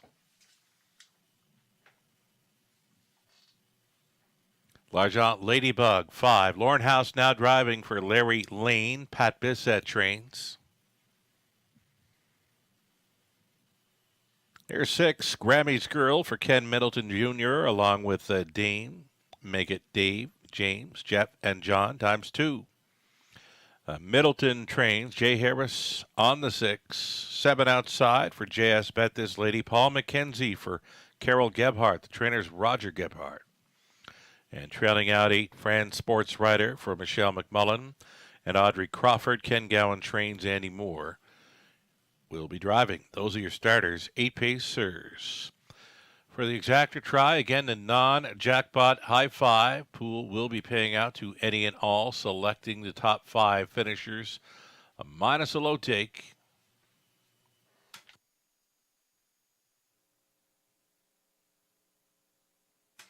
Race 5, the 8, Fran Sports Writer. Her 158-2 deuce. Last week is the best mile on this page over London. She can top this high five. It's the trailing spot 8 that she'll have to overcome, Robert, but she looks very good coming out of the parade. She looks really sharp out there, Sugar. And I mean, this is, we've noticed this one kind of tips her hand to her performance too, Sure right? does. With her pre-race appearance. And this is certainly some of the best I've seen her look anyways. I mean, look at her. She looks really raring to go tonight. She wants to rumble. Yeah, she does. And I mean, the trailing post to work from obviously is going to put a damper on things off the gate for her. But obviously, once she gets situated, I mean, she looks like she's ready to roll there. And, Sugar, first of all, these pick 5s are paying a lot more than I expected. I mean, we had 3 favorites come in, and the other horse that won was 7-5, obviously. So very logical throughout the sequence. And the lowest one's $130 for $1. Wow. And Fran Sports Writer, who I thought would be the favorite, is paying actually about $210 for $1. So that's you know what? Nice. You can go back to race 2. Last shot did carry a 9-2 morning line. She let go at 7-5, but she was not 7-2 in the multi-legs. No, and the double kind of showed us that as well, exactly. Right? Paid a lot more than what you'd expect for those 2 win prices. Yep. And again, there's some bigger numbers, and finishing it off here just always shows that the pick 5, even the pick 4, they're always must plays here at the Raceway. Well played and well supported by our players this evening. Pick 5 pool, $20,000 just shy of, and then the pick 4 just over $10,000. Here is Natasha Day up and on board the 4 Red Sky Tonight. Season debut for this one, clocked up a winning qualifier over London on April 13th. Heather Pickett, co-owner, trainer. And again, Natasha Day, she's reuniting here. Tyler Borth was on for the qualifier. Natasha Day handled the driving duties for much on the end of her rookie season. Yeah, it was a good rookie season too, right? 2 victories and 9 starts. And yet 7 on the board finishes. So, I mean, one that certainly, you can be excited about coming back now as a sophomore. The qualifier is a good one. So that first start back, though, I know one that we kind of, in that situation, we kind of like to watch one first time or be a little bit cautious. I mean, she looks good right now on the track. She looks pretty confident out there. Really hammered down, though, in the multi-leg wagers, right? I mean, she's the favorite, $26 for a 20-cent wager for the pick 5, and the pick 4 just $11 for 20 cents. So, I mean, she's taken, a lot of support in the multis, and one that I certainly think has a big chance in here, but one that I'd also might want to watch one time, Sugar, to see, what she's got to offer before jumping aboard. I hear you. Right now, it's a great betting board for the high five field. I mean, there's a lot of horses taking action in here. The price was just up on the 8 Fran Sports Writer at 9-2. Even at 7-2, that's a nice price. It is. I mean, I was expecting off that latest effort. You got 2-1 in the morning line. Right. I thought trailing post might have the price float a little bit, but I thought that morning line price or 5-2 would be the cap you'd see on her. 7-2 is almost a must bet at that Cool. price, but we might still see that get knocked down come post time. Jay Harris just missed a track trotting record here on Friday night with Toscano Girl winning in 57-3. I talked to him down around a First Line Training Center next morning. He said if I would have known I was that close to Power and Grace's 157-1 trot mark, he might have asked her a little more. So we'll see Toscano Girl again this Friday night. She's in to go again for Katie Graham and Jay Harris aboard. Here's Jay with the 6 Grammys Girl. We talked about this one getting off the car first, just a little bumpy gated, not showing a break in the chart line, just a little bumpy, snatched up, but still a great effort for trainer Ken Middleton Jr. It's Jay Harris on the 6 Grammys Girl. Yeah, it was a step in the right direction, right? And I mean, off the gate, I thought that, I said, oh, I missed this one, and I think I might pay for it dearly because she was going to have a clear lead into that first turn. And then she ended up putting those funky steps in. She got snatched up. And sometimes when a horse does that, right, they don't want to play anymore. She still raced a pretty, credible race to finish 4th, beat 6 lengths to Like Speaks. And now, tonight, maybe it's different now. If she doesn't put those steps in and she can carry that speed into the first turn, I just thought she looked like one you'd want to have on the multi-leg tickets here. 7-1 on the board right now. Not a bad win price either. Again, you don't see it in the program, but she was going to have a clear lead. And I mean, who knows what happens if she gets touches down in the front there. You know what? Jay Harris is going to have a good look to his left behind the with and I'm sure if he sees a few of them off the gate, he's going to try her again. I would think so. I mean, that's her best path to glory here. And without that, with no break being chartered, I mean, it was a couple of bad steps. Yeah. I mean, there's no real reason to kind of look for a flat line, right? Sure. Might as well go for it again. Go for it. Here we go. Macaloo's on the rail, then Tea Time Pat. A Sporty Little Vixen, Red Sky tonight, then L'Argent Ladybug, Grammys Girl, JS Bet This Lady, France Sports Writer. She is a handful, and she is leaving from the trailing spot. 1/8 of a mile from the start.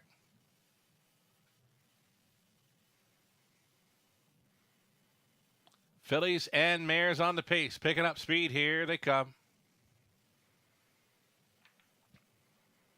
Off and pacing. Jay Harris took a look to his left, and he is trying. Grammys Girl again this week, and she has crossed on over to grab early control. France Sports Writer from that back tier spot. She's got situated 4th in the early going. Grammys Girl, though, in command here at 10-1. Getting away in second, Tea Time Pat. Right lining here for Tyler Borth. Tea Time Pat, the better than Cheddar Daughter. Makes front here at the quarter mile. 29 seconds flat, now pocketing up in second. Grammys Girl. Sporty Little Vixen away in third. Up there in the top 4. They headstrong. France Sports Writer. She's thinking about it. She's going to go first up right here and now. 3/8 completion leader. Tea Time Pat, Grammys Girl, and here comes France Sports Writer. Sporty Little Vixen looks at it from 4th, up on the outside in 5th, the returning Red Sky tonight. France Sports Writer took control. 59-2 halftime, and at 7-2, France Sports Writer, they've got a catcher. Tea Time Pat is second, Grammys Girl third, up on the outside in 4th. Red Sky tonight, that Flushing. Grammys Girl, she's out again and rolling and being roused. Racing on down the back stretch. It's France Sports Writer on top by 2. Grammys Girl on for second. Tea Time Pat is third. 3 deep on the outside. Red Sky tonight following up on that move. L'Argent Ladybug. Sporty Little Vixen. Next to last was JS Bet This Lady. Trailing was Macaloo. 128-4. France Sports Writer on top by 4, and she'll try for more. 3 across and heads apart. Battling for second, Tea Time Pat, Grammys Girl, and Red Sky tonight. It's all France Sports Writer. 5th race had her name written all over it. On for second, Red Sky tonight, really close for third. Sporty Lil Vixen against Tea Time Pat. Grammys Girl rounding out the high 5. 158-2, never better. France Sports Writer.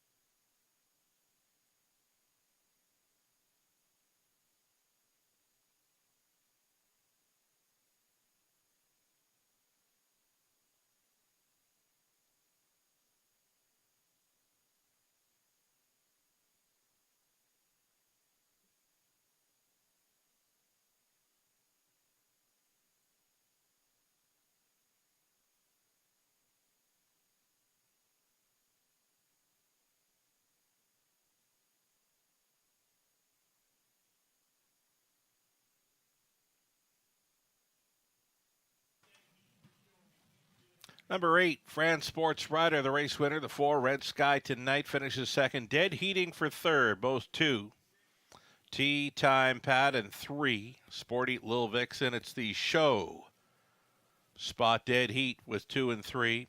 Rounding of the high five, number 6, Grammy's Girl. Here is France Sports Rider down in front, blowing them away in the 5th.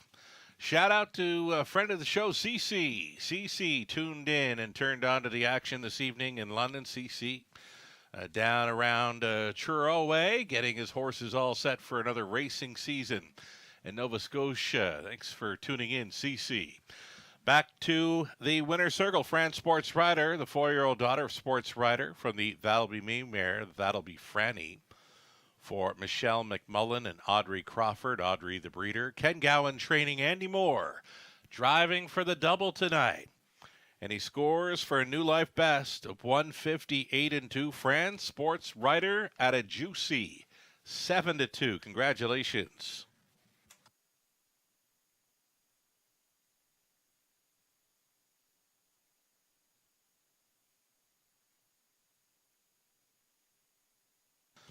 Again, it's the 8 and 4 for first and second. Dead Heating for third with the 2 and 3. The 6 rounding out the high five. 8-4 with 2 and 3 for third. 6, fifth best in the high five.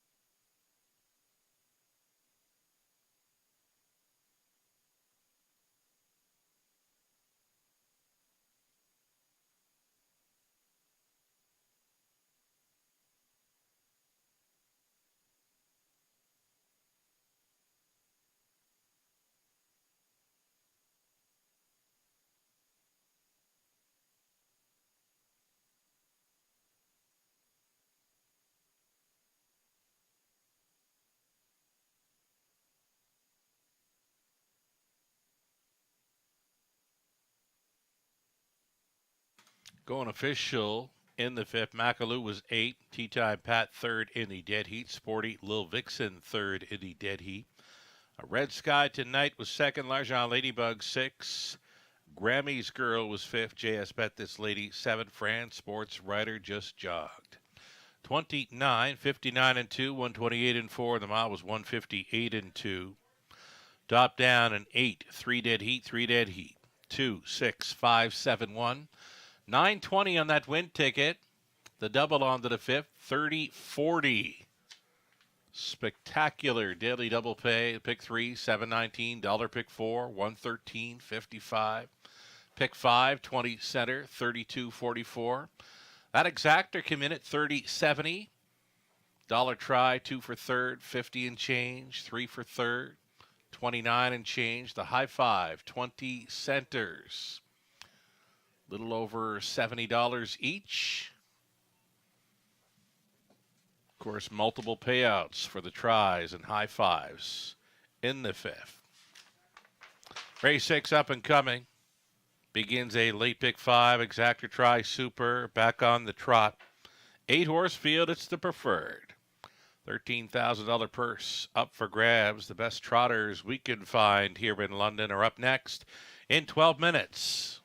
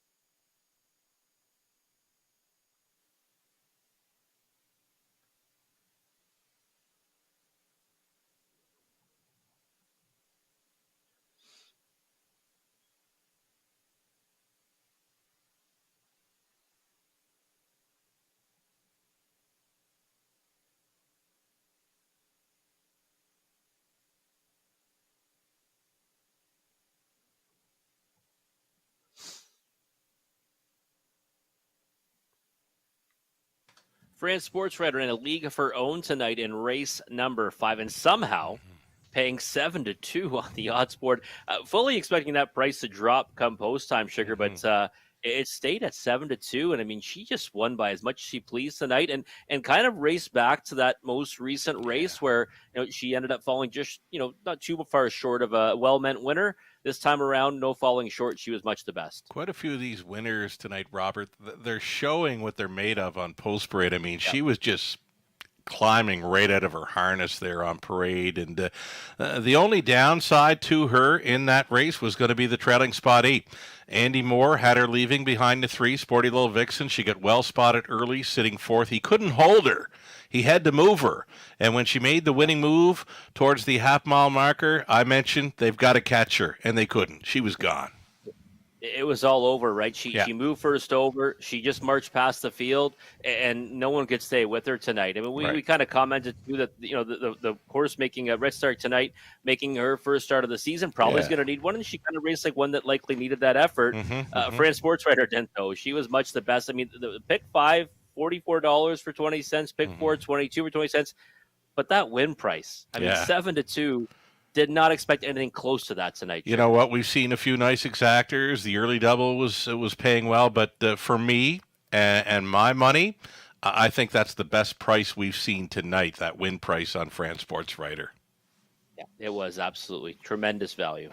Late pick 5, starting up here in race number 6. We're back on the trot, and for me, number 5, Oneritak Perfetto, the closer. Liking the chances there for trainer Dean Nixon. Scott Coulter stays on. Number 7, Power and Grace. As mentioned, she's our track record holder for trotting mares here. But she does have to overcome the outside post. Just missing in her latest to a very sharp Arrakis. Arrakis gets the week off from London. Anyway, the 7, Power and Grace, is a player here in race number 6. And she's at 7-2 here. Currently in wagering. I'm going to go 3 deep, races 7, 8, and 9. And the 10th and final race, we're going to use 1, Diamonds Are Twine, or number 4, Scottish Mock, for the red hot barn of Rob Doyle, right? We see him show up in the winner's circle a couple of times last week. I can tell you, I went back to look at Robert's recent training lines. His last 4 outings here in London, he's got 2 wins, 2 seconds. Loving the chances for number 4, Scottish Mock, in the finale. She just missed last time out, but again, that Rob Doyle barn, red hot coming into tonight. Yeah, and I remember it kind of started with that big win from Siboney, one that he was aboard himself at a huge price, double digits on that occasion. But, for me, Sugar, this preferred trot's a pretty tricky one, right? Arrakis exits the class this week, and all of a sudden it kind of becomes wide open. I went 3, 5, 6, and 7. I love, how much I love Oneritak Perfetto as a horse, 37-time winner, $666,000 made in his career. I did use the $3 October. Thought it was a nice effort from that one, stepping way up in class to finish 4th last time, getting away 7th off the switch. Sicario is one I've always been fond of, especially racing over a half-mile surface. Was a winner at Mohawk Park, 2 back.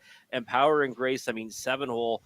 So tough for that one because the name of her game is getting forwardly placed. But last time, decent effort after being on the rim for part of the mile. Only got beat half a length. Arrakis split horses late to get the victory in there. So I don't mind having her in the ticket as well. 4 deep, though, for me. In race number 7, I just singled up on the 5, Big Bad Jen. She has missed a week, which is obviously a little bit of a cause for concern, but she was just winning in bunches, right? 3 in a row, 6 of her last 7. Dominated last time and beat the likes of Ray Review. That one, though, came back to race really well in victory last time. So almost went too deep in there, but I wanted to have a single somewhere. So it's the 5, Big Bad Jen in there. Race 8, just the 1 and 2 for me. Panting for Treasure and Watch Her Fly. It came down to them last time. I think it does again tonight. Panting for Treasure has been racing fantastic since returning from the bench. And I think she's got every reason to even be better again this evening from the pole position. 2 deep there. 3, 5, and 7 for me in race 9. That one was kind of a bit of a more of a wide open event in my opinion. But I did narrow it down to those 3. And then the finale, I'm in agreement with you. I do like the 1, Diamonds Are Twine. In fact, I considered maybe taking a shot on her being a single on the end of this year, working from that rail spot. Do have the 4, Scottish Mock, but I also use the 2, Northern Belle. She's a speed threat as well. I just worry that Scottish Mock might have too much work to do on the end of it, especially if it lines up 1-2, 2-1 and goes around the racetrack that way. Sure, I hear you, Scottish Mock. Not a whole lot of early gate speed to work with, but again, the hot barn factor for me, Rob Doyle, 2 wins, 2 seconds in his last 4 outings here in London. A wonderful job setting things up. It's the opening leg of the Pick 5 play, our top class trotting event, the preferred 3. And there is number 2, Eyes of Justice, steel to flip flop shoes up front, Robert. Yeah, Sugar. I'm never a fan Right. of the switch flip flops. Right. Yep. I mean, again, some horses do need them from time to time. They'll kind of switch in and out of flip flops. I usually stray away from that. That's why you're not going to see one of my favorite horses on the circuit, Sure. Eyes of Justice, on my selections tonight. Mhm. We'll watch though and see how he does in flip flops this time around. Sure. But for me personally, I'll be watching to see when he switches back out of those. I like what you mentioned about Bucktober. Now, Bucktober, he's sitting 7th, a rare spot for him in London. But he had a nice push going on up and around 3/4 last time. He's saving ground and punching on through, and he closed up well, back half 57-3. Bucktober at 5-1 currently for owner, trainer, driver, Tyler Borth. Stepping out on a post parade for race number 6 of 10 next. It's the start of our late pick 5.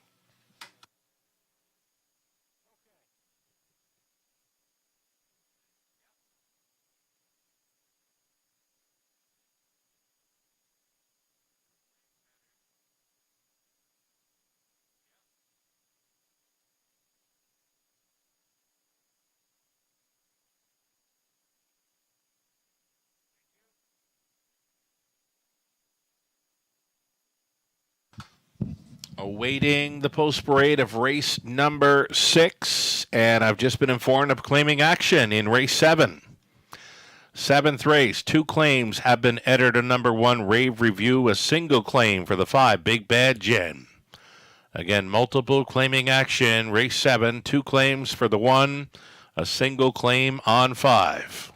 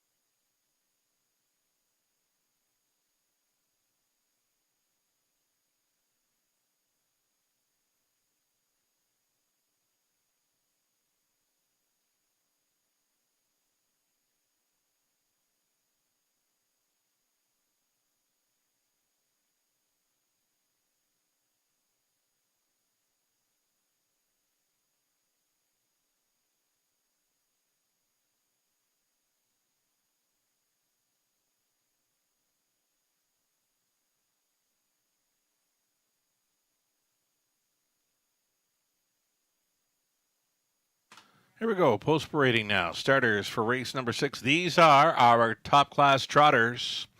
In race 6, Trade Barriers got the rail. Alfie Carroll on board for owner trainer Angie Carroll. Eyes of Justice out of post 2. Jason Sherman owns and trains Travis Henry up.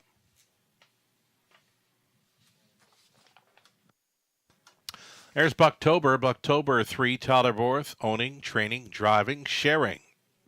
Ownership with Karen Sparling along with Bill Borth.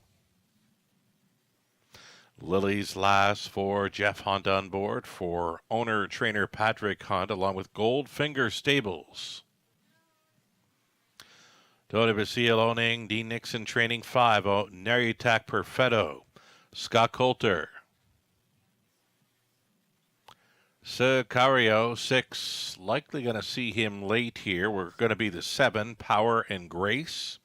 This one for Hartel Maintenance Inc. along with Lorma McClure and Brett McDonald, Reg Higgs. Brett does the driving for trainer Ron McDonald. Trailing spot for 8, Muscles Aplenty. This one for Patricia Gibb, trainer Joe Shaw. Driving is Preston Shaw. And then late will be the 6, Sicario for Pamela and John Hain. It's Richard Morrow training.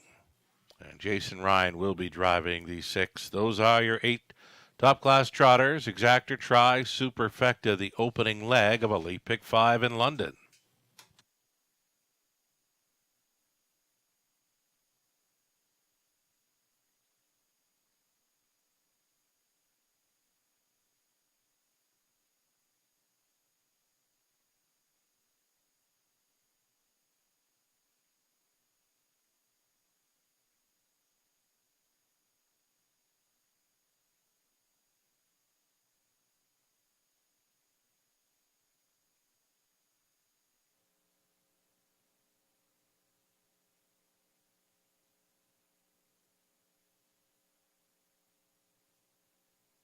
Right now, we're going to get a look at the 5 on Neriatak Perfetto.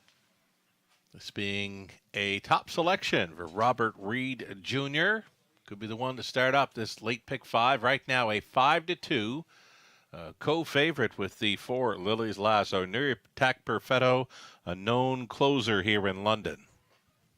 Yeah, he's one sugar that, he's kind of a versatile type, right? He usually does leave himself a little bit of work to do off the switch, but he can rough it first up. He can race off a helmet. And last time at Flamborough Downs, not sure how he paid such a nice price, 7-2, and now there's a 60,000 life. It was first over quite a ways before forging to the lead and getting the job done over Esquire in that race. Just thought that he fits really nicely against this group. Love the pre-race appearance that he has right now. Very confident looking, ears are up, feeling good about himself. But that's also lending itself to him getting hammered at the windows now down to 2-1. Just thought that, his post draw is a good one for him in here. Post 5, he does get inside of Sicario and Power and Grace. And I think he emerges with the victory tonight. But I do think this is a pretty tricky contest overall, right? It's a pretty competitive looking bunch. Here's my angle with the 5 Neriatak Perfetto. This race, on paper, it's kind of looking like it may set up for the closer. There is tons of gate speed in this one. Yeah, I mean, there should be, right? And you can't imagine Bucktober is going to take back again off the switch, right? Last time he did that from post 4, but he kind of showed he belonged. Yeah. So now I think you're gonna see him likely get a little bit more active early. Trade Barriers got some speed from the fence. Eyes of Justice is one that we know has got early foot. Lily's Last is going to be blasting. So you're right. It could be busy early. Even horses might be coming around on Neriatak Perfetto off the switch as well, right? Which would only further help his chances getting into it late. Sicario, a known speed threat. Here he is. He always comes out a little bit late because likely gets a little bit hot out there. How's his pre-race appearance for you, Robert? Looking like Sicario usually looks, right? He kind of, kind of pulling a little bit. Yeah. Usually he rears up quite a few times too before the start, and the name of the game with him is just to kind of keep him, calm before the word go. And you can see right now he is getting a little bit excitable out there, right? But this is typical Sicario. To me, I mean, it kind of, has slowing off a bit this season. He still has those 3 victories out of 12 starts, but I've always thought he's one that kind of gives his all every time he goes out there. I prefer him over a half, even though he did get a victory too back at Mohawk Park. Mm-hmm. But he's a horse that when he's near the top of his game, he can raise, his level to the preferred types, no doubt about it. I mean, I'm not thinking he's at a place in here. He was taking a lot more support a moment or two ago. Now he's up to 7-2. So I don't mind that with Sicario. I've always been a fan of the horse. And, if he goes out there, gets put into play, and is anywhere near his best, he can emerge with a victory in here. Less than a minute to go now, and we haven't even talked about our track record holder for mares, Power and Grace. She's got the outside, and here she is. Open bridle and all, second best in her latest. And, a tough outside post to overcome. This track record holder will be trying for career win number 48. Certainly knows her way to the winner's circle here in London. Yeah, she does. I mean, you've always got to respect her here in London or really anywhere on a half, right? And especially, certainly no Group 2 tough for her typically on the B tracks. My problem is that we usually like to get involved with her sugar when she draws inside or when she doesn't have to deal with that handicap. She's been handed, she was going to get either post 6 or 7 tonight. She got the worst of it. And I just, I don't know. I'm not sure how she works her way into the race. Now, last time she proved she didn't need the lead to get right there at the wire. If it's not for Arrakis shaking loose late, she emerges victorious from the first over spot. I just can't get there from post 7 for her on the win end of it, but I do think she's obviously got a chance. And 3-1 is probably one of the better prices you're going to see on her here at the Raceway. Indeed. Gates moving for race 6. Will it be a closer or will it be the speed? It's the preferred event for trotters. $13,000 purse. We've got Trade Barrier, Eyes of Justice, Bucktober, Lily's Last, Neriatak, Perfetto, Sicario, Power and Grace, and in the back tier spot, Muscles Aplenty. Those are your starters into the stretch.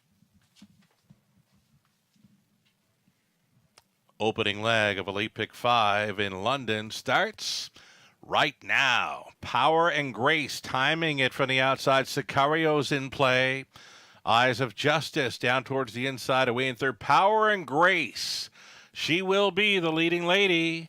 Off stride, a rear break by Trade Barrier. Also, breakers in the backfield. Lily's Lasso, Neriatak, Perfetto. 3 of them went to the gallop during that opening turn. Power and Grace then at 8-5. She took some late action. She's on top by 2.5, and she looks very brave here on her front end mission. 28 seconds flat the quarter mile. Power and Grace leading with Sicario set up for the 2-hole ride. Eyes of Justice trotting third. Bucktober, he got away in fourth. The Muscles Aplenty looks at it from fifth and well back to Trade Barrier and distance off of this group. Lily's Last and still galloping was our Neriatak Perfetto. So we're down to 5 at the halftime. Power and Grace, 58-2. Was her speed through the station. Second best is Sicario. It's Eyes of Justice looking at it from third. Gapped off fourth for Bucktober. Then in fifth, Muscles Aplenty. Half clocked up in 58-2. And it's our track record holder, Power and Grace, leading down the backside. Sicario is second. Outside, traveling third. Eyes of Justice. Bucktober gaining from fourth. All alone in fifth. Muscles Aplenty. 3/4 up in 127-3. Power and Grace up to the wheel now. Eyes of Justice. Eyes of Justice challenging in the late going. It's Sicario third. Bucktober's going to go widest of all for this drive home into the stretch. Power and Grace doing it well. Here's Bucktober. Bucktober. The trigger has been pulled. Borth shows up with Bucktober to take the top class. Power and Grace was second. Close for third. Sicario was against Eyes of Justice. And to round out the top 5, that was Muscles Aplenty. So how about Bucktober? Had that big win streak on the go, and he's going back to his winning ways, taking the preferred at 9-2.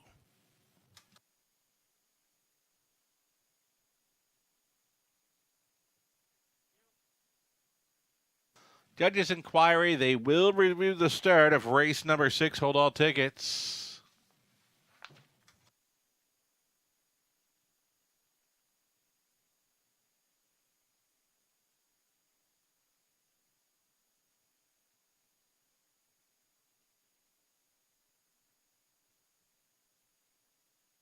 Number 3, Bucktober wins it over 7, Power and Grace. Then it was 6, Sicario over 2, Eyes of Justice.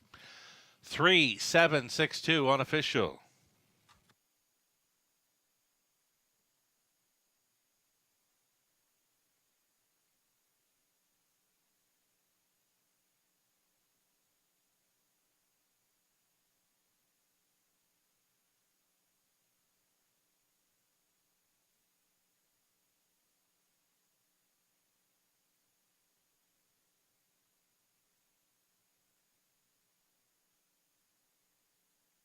Again, a judge's inquiry here in race number 6 involving the start holding all tickets. Returning to the winner's circle again, it's Bucktober, 4-year-old son of Flanagan Memory for the Conway Halt mare, Armbro Equinox. For Tyler and Bill Borth, along with Karen Sparling, Tyler training and driving. Tried the preferred last time out and was a solid 4th. Tonight he circles them on the wide side to trot to a new life record of 158-2. Bucktober, already a 9-time winner from 12 outings in 2023, and tonight he takes the top class. Congratulations.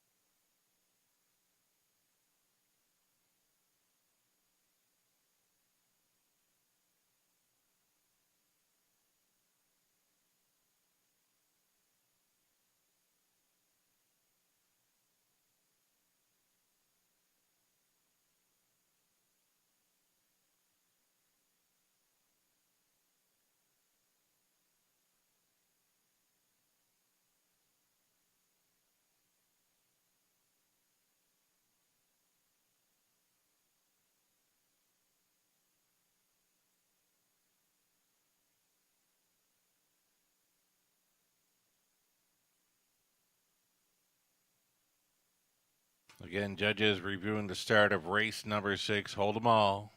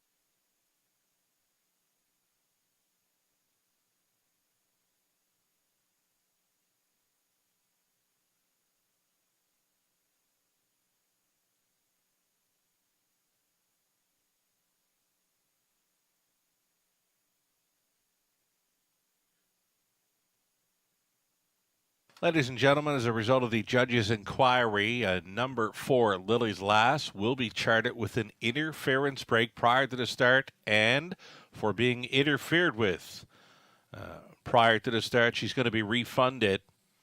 Again, number 4, Lily's Lass, suffered interference prior to the start and will be refunded. The Exacta Try Super Win Play Show wagers on 4 refunded for being interfered with prior to the start. Any multi-leg wagers involving 4 Lily's Last. You'd get the post time favorite.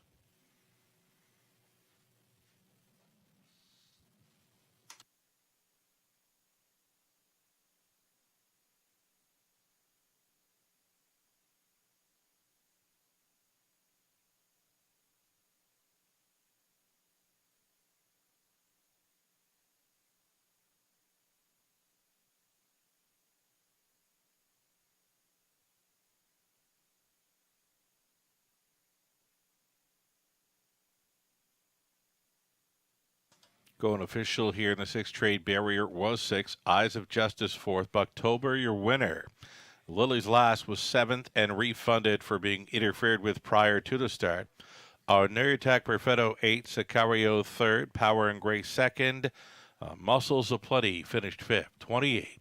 58 and 2. 127 and 3. And a mile of 158 and 2. Bucktober bumped up in class last few outings, and tonight he's a winner of the preferred and a new lifetime best of 158 and 2. Race 7 up and coming. 2 claims are entered on 1 rave review. A single claim for the 5, Big Bad Jen. Back on the pace, field of 8, Exactor Try Super, a late pick 4, starting up.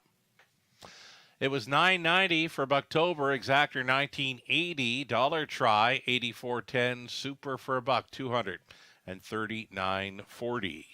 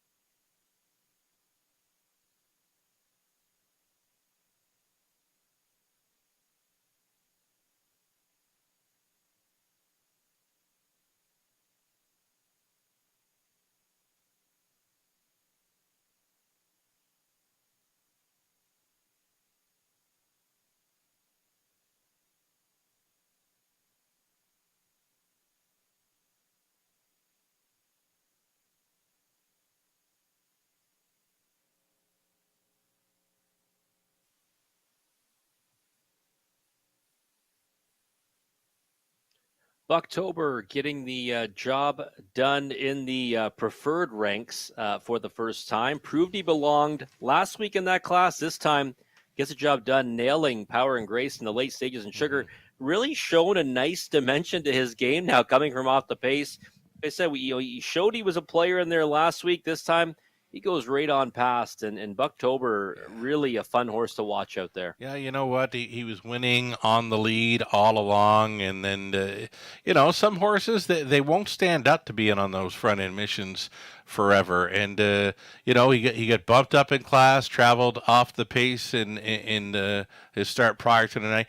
He was punching on pretty good going up to 3/4 last time out, and it's exactly where he kicked it into gear again tonight. And when they turned for home on that wide side, he had the best trot of all. And great to see, he takes a new lifetime best tonight, and already in Horse of the Year contention in London. I mean, that's incredible to see, and we're only in April right now, and we've got a whole fall to come back to. So wonderful to see for the connections of October already in the winner's circle 9 times in 2023, including now a top class event. It's the late pick 4 starting up here in race number 7. A pair of claims entered on 1, Rave Review, a single claim for the 5, Big Bad Jen, Hot Barn, Rob Doyle, Rave Review. As is one to think about here. PDQ Hanover, you get Todd Bohr staying on to drive, following a bang-up second to Rave Review last time out. Then you've got Big Bad Jen, a single claim entered. Stu McQueen, congratulations, Stu, on hitting 100 career victories last night here in London. Over into race number 8, we're going to try Panting for Treasure, who's been so good on her return. Gets a rail to work with tonight. Watch Her Fly from Post 2. I'll even give it a 6. Life Speaks, a shot for Anthony Hahn, trainer Meg Crone. 3, 4, and 7 for me in the 9th. Trotters there. Rose Run, Why Not? What Can I Say? Telling the Story. And on the end, we'll try Diamonds Are Twine and Scottish Mock, another live play, I would say, for trainer Rob Doyle. Robert Reed Jr., your best shot at a late pick 4 in London. Well, we're on the same page, Sugar, throughout. Except I'm going to single up on Big Bad Jen here. Yep. I do agree that, Rave Review's the obvious danger from the rail. But Big Bad Jen, getting back to the race after missing a week, and it was winning in bunches. And last time was a lights out winner. And I think she might go out and do the same again. 4 to 5 on the board. No surprise there. In the 8th race, I'm just going to use the 1 and 2, Panting for Treasure and Watch Her Fly. I think it comes down to those two. But, Life Speaks now. Her stock has to go up after the way that she fended us for a sports writer, and then we saw that one come back to win so dominantly tonight, right? So I'm down to 1, 2 in there, but I totally understand the addition of the 6 Life Speaks. 3, 5, and 7 for me, and what it looks like a wide open race 9. Not really the easiest race to handicap. I went 3 deep in there. Telling the Story, I think I would have probably been able to shorten up on, but that outside post certainly scares me. And that one, 1, 2, and 4 for me on the end of it. I do lean in the direction of the 1, Diamonds Are Twine. Northern Belle, I think, is one you have to have for that early speed threat. Scottish Mock, Hot Barn, horse that raced really good last time, but a big O for over the last 2 seasons. True. No wins, True. Yeah. 44 times. Hard for me to get behind one like that on the win end, but I do recognize you have to have her on the ticket. Yeah, I didn't notice that 0 for 44 over the last couple of seasons, Scottish Mock, but she almost got there last time. Maybe it's tonight. And like I said, the Rob Doyle barn, very sharp over the last week or so. A pair of wins, a pair of seconds in each of his last 4 here in London. So he gets a pretty good shot here with Rave Review in the 7th, and with the 4 Scottish Mock in race number 10. Rob Doyle sending out Rave Review here, currently at 5 to 2 on the rail.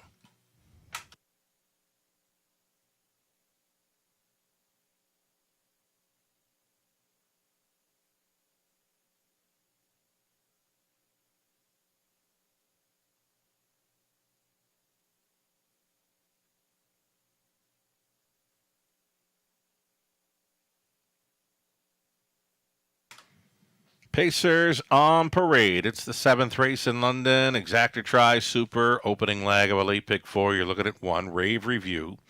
Pair of claims are entered for owner Dan Mee. Trainers Rob Doyle. Garrett Rooney's up.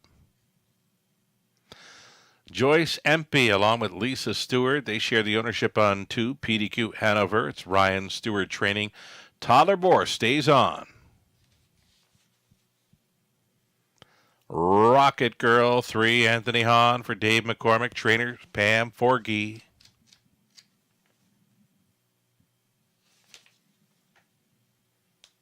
Come On Son is 5, Paul McKenzie for owner-trainer Gary Freer. The single claim better than 5, Big Bad Jen, Lou Sorella, Stu McQueen, Don McClellan, share ownership with Stu Training, Jay Harris on board. Big Bad Jen, her last 5 outings in London, they're all wins.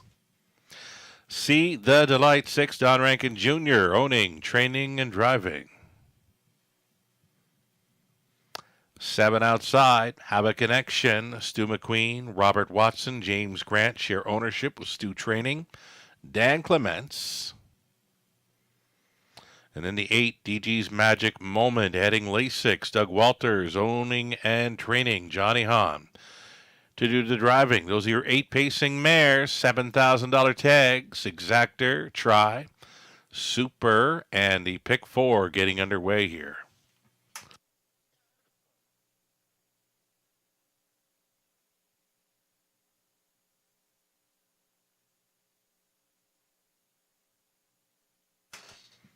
Race 7, looking at the 5, Big Bad Jen, already 7 wins in 2023, 5 of those in London. She'll go for 6 straight at the Raceway right here and now. Even money is the price for this Stu McQueen trainee, Robert.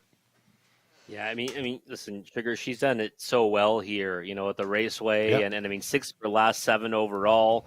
Her only defeat over that span, came at Mohawk Park, which she got away well back and then made a break in stride. Mm-hmm. So, I mean, I think, she's one that's hard to go against. She's now missed a week between starts. She is, there's a claim enter tonight on her, right? Yeah, one single. Claim entered on her, right? So she's going to be blasting off the wings of the gate again, looking for that early lead, and they can't really hold her out. I mean, she's the kind of horse that has so much pop off the switch, and I think she just comes around them early. Tough to go against. Even money right now. Obviously, there's nothing too exciting about that. I singled her up in the pick 4 and the pick 5. The obvious danger is the one rate review, but I think you have to give this one respect by coming right back to her on top, just because she's been so good here at the Raceway and in such peak form as of late. Right on. Number 5, Big Bad Jen, continuing to take the even money action here. I think the lineup, it's got to be 5-1 or 1-5 Rave Review. I did catch the score down for number 1 with Garrett Rooney on board. The score down was nice. 2 claims are entered on this one, and like you always say, there is no tomorrow. I did like the look of her score down. It appears Garrett's going to be sending. Yeah, I think you have to, right, with the rail control. I remember 2 starts back for her. I thought that, she was going to land the 2-hole to Big Bad Jen, and then she got split by the stablemate, right? Have a Connection pushed out on the inside. She ended up in the 3-hole. Now it's a first over night for Ray Review, a long night first over against Big Bad Jen. I think the key to this race is securing that pocket, right? Leaving hard enough to get the lead, initially off the gate and then letting that one come.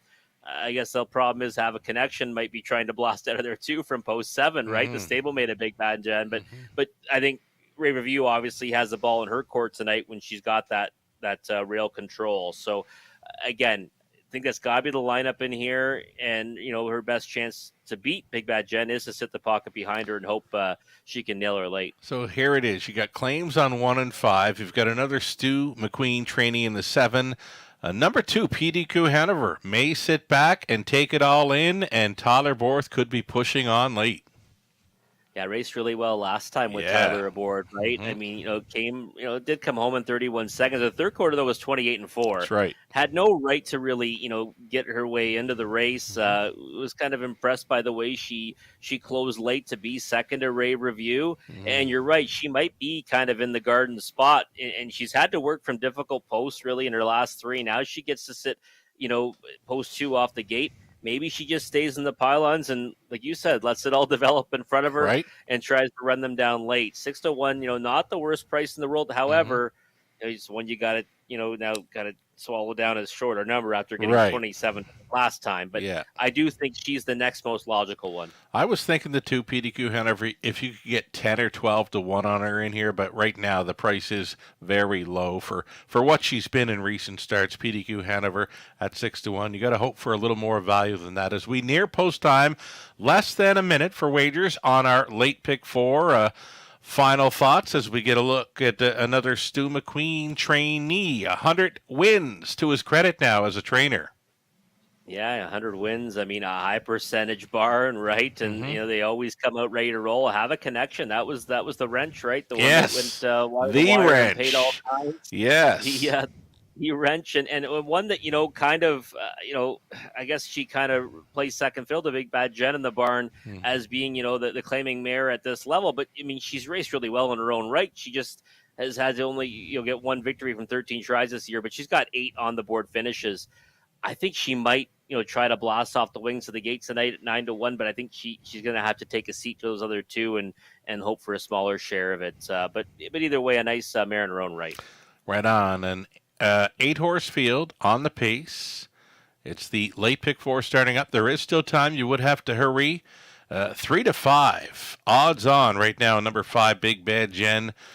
Again, I'm going to go back to the score down on number 1, Rave Review. For me, for my money, at 2 to 1, I think the price is right on her, and it's the Hot Barn of Doyle. Loving the score down for 1, Rave Review. Take that as you may. The gate is moving for race number 7.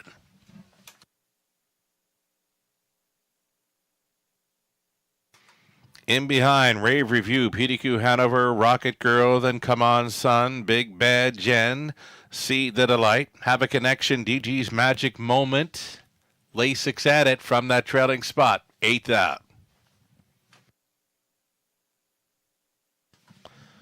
Claiming mares on the pace, pickup speed, here they come.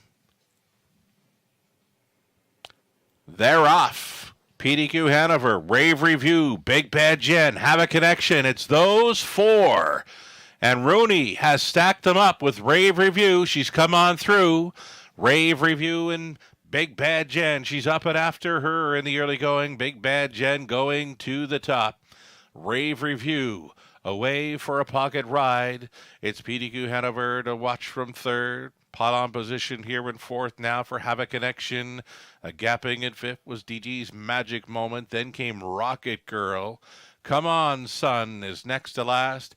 See the Delight is trailing 28-1 the opening quarter mile. For even money shot, Big Bad Jen. She's got Rave Review following up on the Harris helmet. Gapping slightly in 3rd. PDQ Hanover. Then Have a Connection with the front flight in 5th. DD's Magic Moment.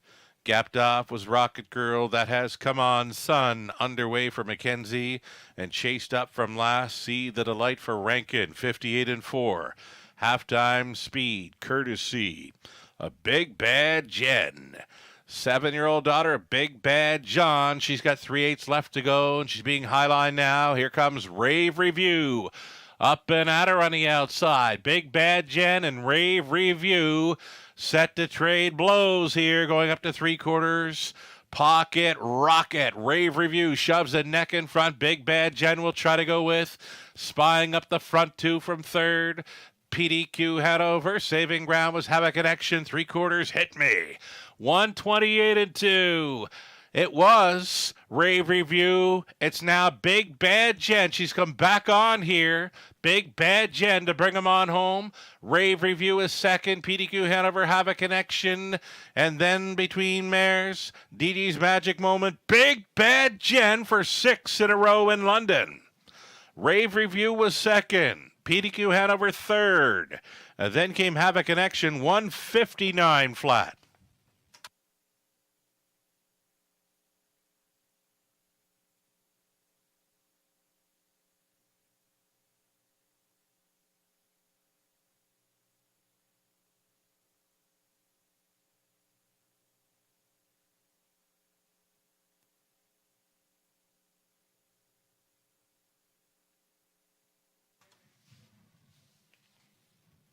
Big Bad Jen, a winner here, 5-1, 2, and 7, winning Superfecta combo.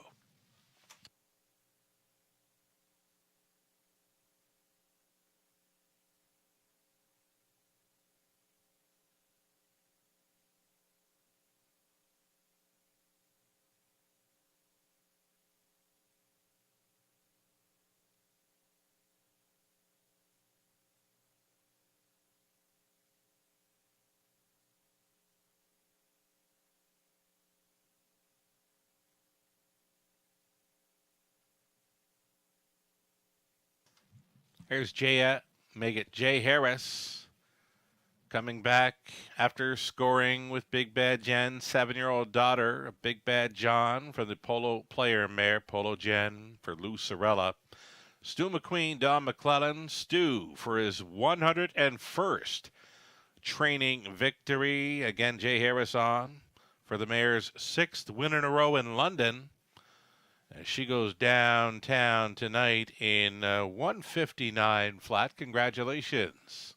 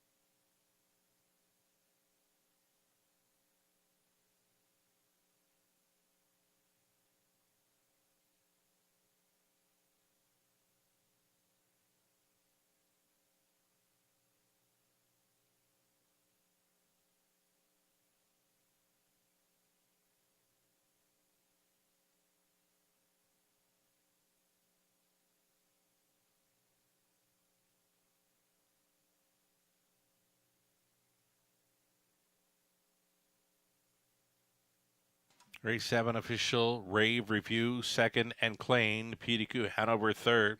Rocket Girl was 6th. Come On Son 8. Big Bad Jen a race winner and was claimed. See the Delight 7. Have a Connection 4th. TG's Magic Moment 5th. 28-1. 58-4. 128-2 and a mod of 159 flat. Big Bad Jen 16th career win, 6 in a row in London. Top down 23681 745. Big Bad Jen 420. That exactor $740. Dollar try $935. Super for $130 $170. From race 7, there was claiming action. 2 claims were entered on 1 rave review for $8,750. She will go to trainer Bruce Goit. Also in race 7 to 5, Big Bad Jen for $8,750. A single claim goes to trainer Gerard Demir. 8th race next. Still on the pace for an exactor try. Super final. Pick 3. Opportunity in 8 minutes.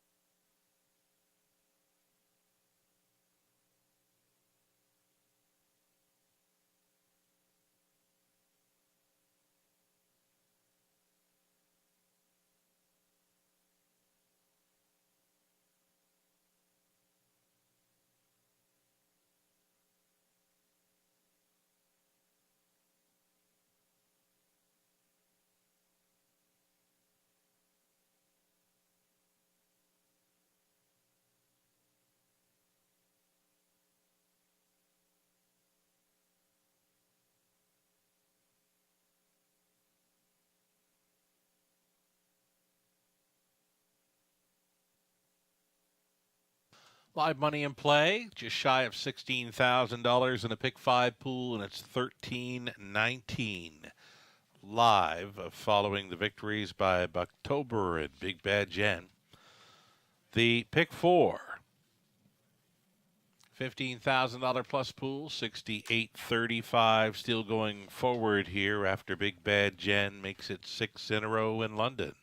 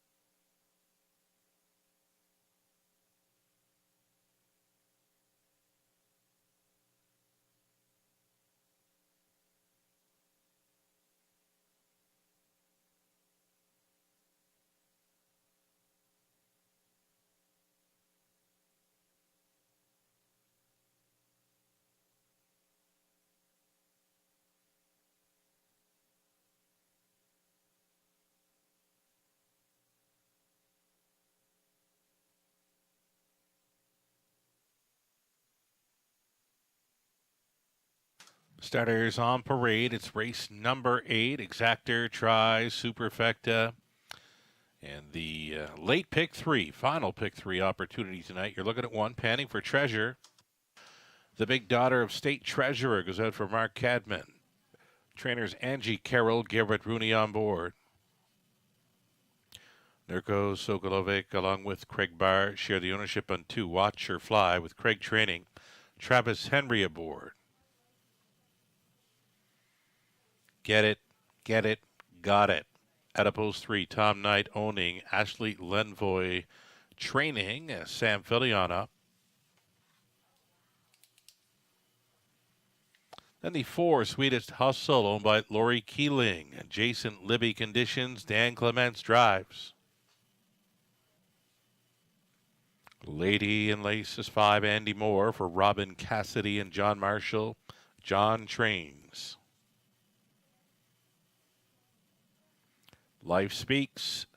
Adipose 6, Anthony Hahn is owning and driving, sharing ownership with trainer Meg Crone. And the outside chance for 7, Ribbon Ridge.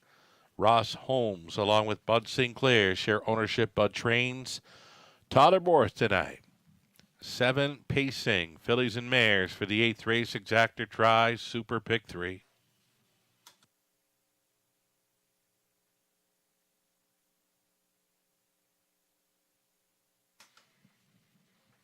Eighth race, the 1, Panning for Treasure, has come back very sharp in 2023, and now she tries to make it 3 for 3. She gets a rail advantage to work with. She's looking very good out there, Robert.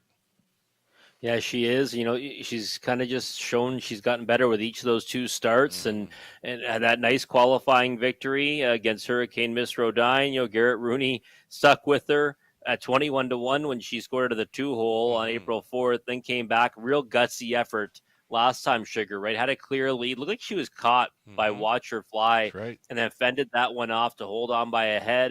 And really, you know, 3rd start back now, this is kind of, you know, thought process is this is when she should be at her best. She gets to work from the pole position and should be brimming with confidence. And like you said, she looks really sharp on the track right now.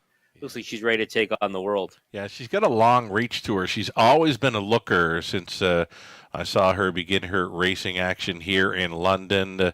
Last season, if she'd gotten looked in the eye that late in the mile, she might have given up the front end. Actually, that Watch Her Fly was by her in deep stretch, was on top by about a neck, but Panning for Treasure, for me, she did come back on, so she has learned a thing or two during her time away from the races. She wants to fight now.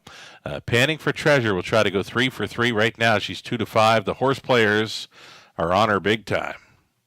Yeah, I mean, it makes sense. I mean, last time, you know, diminishing price, right? 21-1, 9-5, now 2-5, and mares can get better, right, as they get, you know, older, as they mature a little bit, and she's really come along nicely from 3 to 4, and I think we're going to keep seeing nice things from Panning for Treasure. Already, number 2, Watch Her Fly. This is the one that was going on by. Panning for Treasure in deep stretch, and then she just let up in the final strides to miss by a head. So, you know what? If she can find herself the Rooney helmet to follow in here, she was set up for the 2-hole ride. She'd give Panning for Treasure a pretty good run again. Yeah, I think so. I mean, she looks like she's the main danger in here, right? I thought it would come down to those 2, and we thought that she was the value on the board last time, Sugar, and she got hammered down to 3-2 behind the gates, and really made a good account of herself, you know, racing, you know, and making a good charge at Panning for Treasure. Like you said, getting past her before having to settle for second by a head. And, you know, an improving type, Watch Her Fly. She's kind of been getting better with every start. She's still 0 for 8 in the season. That's obviously a concern when you go into one that right now is as confident as Panning for Treasure likely is. But, you know, 7-2, I mean, she's offering the value again this time. We might see that price kind of tighten up the margin between those 2 come post time. But nevertheless, I used her in the multi-legs, and I do have her in as the clear second choice in here. If I had the crystal ball in here, I'd want to know who's going to sit 2. Panning for Treasure for me is going to lead. You want to know who's going to be sitting 2, because that one should be the exactor factor, and maybe go by late to win an upset over Panning for Treasure. How about Life Speaks? Can Life Speaks rush and brush in here to make the 2-hole? I think it's possible. I mean, Watch Her Fly doesn't really have that snap speed off the switch, right? Where Life Speaks is shown, she can leave out with the gate, and I think that's got to be her best path to glory tonight. Blast out of there from post 6 and look for that 2-hole. Maybe even try to come around and maybe release that one back. Gritty effort last time, right? Like, it kind of got challenged late by Fran Sportswriter, fended her off, and then won comfortably at the wire. That one came back and was a jog burger tonight. Exactly. So, you've got to kind of look at that as a form reference and say maybe we're underestimating Life Speaks here at 5-1. I think that price, I thought it would shorten up based on that performance, but it's not. It's staying up at a real nice number, and maybe she's the direction you want to go in if you're looking for value. I was going to say go for a bomb in here for a 2-hole ride. Sweetest Hustle, though she's not quite a bomb. She's 8-1 currently. She can absolutely blast off the car in here. It'll be interesting to see where Dan Clements wants to have her placed in the early going. Final thoughts? Yeah, probably the game plan tonight, right? 8-hole, 7-hole, 6-hole, 4-hole. Exactly. She's probably going forward tonight. One that's camera shy, but can certainly get a big piece of it when she's at her best. My exactor hunch, Panning for Treasure with Sweetest Hustle. Here we go. Let's do this thing. Panning for Treasure on the rail. Then Watch Her Fly. Get it, got it. Sweetest Hustle from the center. Then Lady in Lace, Life Speaks, Ribbon Ridge. 7 starters, all on gate. They're at the top of the stretch. Fillies and Mares. Pacing event. Picking up speed. Here they come. They're off. Panning for Treasure. Get it, got it. Trying to secure that 2-hole ride. Leaving sharply for Fillion. Panning for Treasure. No surprises here. She's going to cut it. Second best. Get it, got it. 23-1 shot. She's in for the trip. Traveling in third, Watch Her Fly. Fourth best away, Life Speaks. Then in fifth, Sweetest Hustle. Already gapped off in 6 was a Lady in Lace, the trailer. Ribbon Ridge, single file. Early going here, 29 seconds flat. And it's going to be plenty of front end respect for Panning for Treasure, the big daughter of State Treasurer. She's going to get left alone here. And get it, got it, continues second, Watch Her Fly, third, a peek to the outside, and fourth, Life Speaks. That's going to force the hand of Watch Her Fly to roll first up for Travis Henry. The Sweetest Hustle is traveling fifth, still gapped off 6, Lady in Lace, that came ahead of Ribbon Ridge, 59-3. Halftime speed, Panning for Treasure was 30-3 through the second quarter. And right up and after her now, Watch Her Fly. Third and in for Get It, got it. Gapping on the cover fourth. Life Speaks, a buried fifth. 4. The Sweetest Hustle, a little bit closer at a 6. Lady in Lace, still trailing Ribbon Ridge, up and by 3/4. Panning for Treasure. Rooney still appears to have something left here. A 128-4. She was 29-1 through the third. Panning for Treasure. The lead down to a neck now. The first up pressure continues to be Watch Her Fly. Life Speaks. Getting interested again. She's going to tip 3 wide for the drive home. And in behind the wall. Get it, got it. Searching for some room. Up on the outside. Watch Her Fly. Panning for Treasure. Off the ticket tonight. Watch Her Fly along the inside. Get it, got it. May have gotten there. In a win photo with the 6, Life Speaks is 3. Get it, got it. 159-3.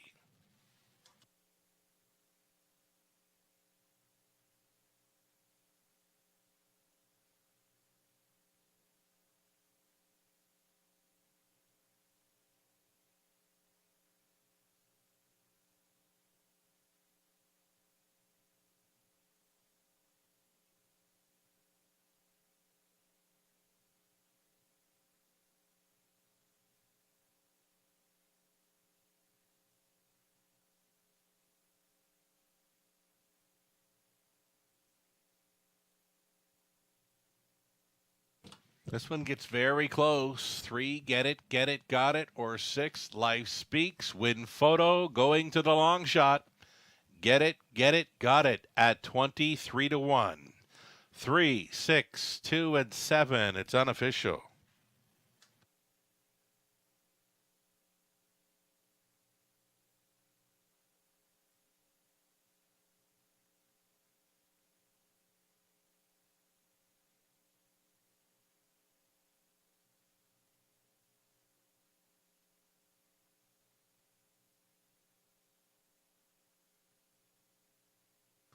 Returning for a winner's circle photo. Get it, got it.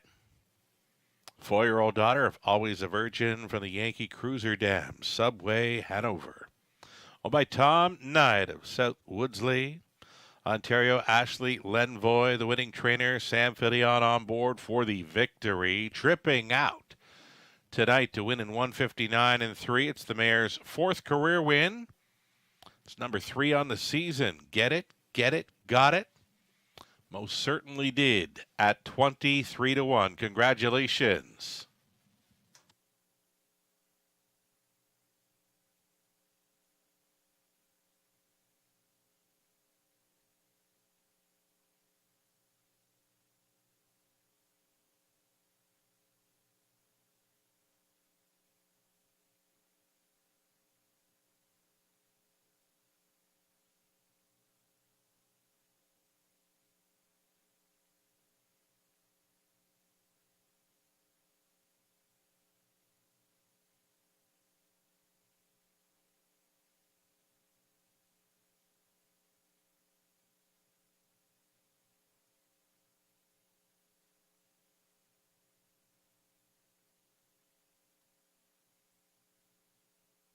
Going official here, and it was 49.30 on the nose for Get It, got it. Exactor 257.10. A dollar try 317.30. The super for a buck 3,693.20. That 20-cent ticket come back at 738.64. Panning for Treasure 6. Watcher Fly 3rd. Get it, got it, won it. Sweetest Hustle 7th, Lady in Lace 5th, Life Speaks 2nd, Ribbon Ridge was 4th, 29, 59 and 3, 128 and 4. The mile was 159 and 3 off the pocket ride. Get it, got it from the top of 631, 7, 5, 2 and 4. A 9th up and coming. Scratch the 2 L's Warrior down to a field of 6 on the trot. It's our final trotting event on the night. Exactor try, super, late double on to a field of 7. Pacers for race 10, the high 5 finale. 7 minutes to post time on our 9th.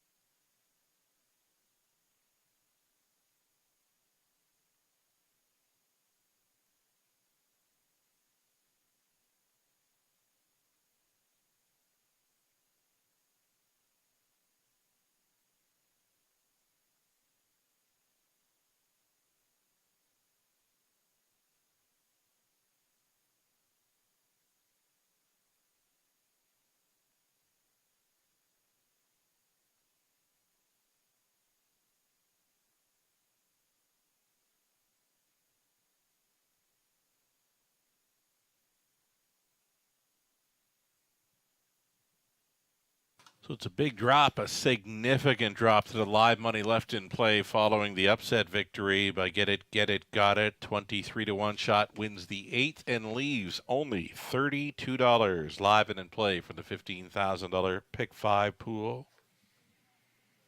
Pick 4 pool, $15,000 and down to $197 live and in play. Best of luck if you're still going on. Ninth race up next. Reduced field of 6 on the trot.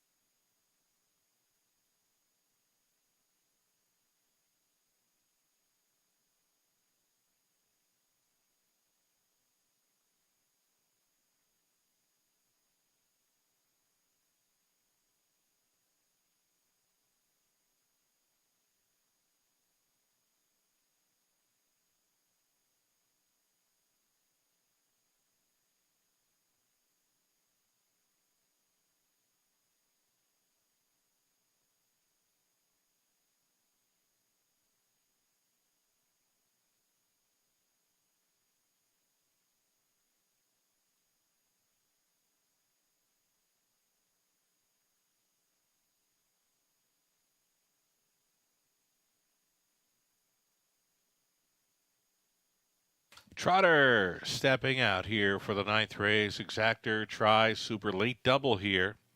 Number 1, All Out Henry. Pam Forgy owning training and driving. The 2 was scratched. Rose Run, Why Not 3. Scott Ray for Brian and Stuart Lawrence. Brian trains. In the 4, what can I say? Lauren House for Ashley Bako. Trainers Lori Bako.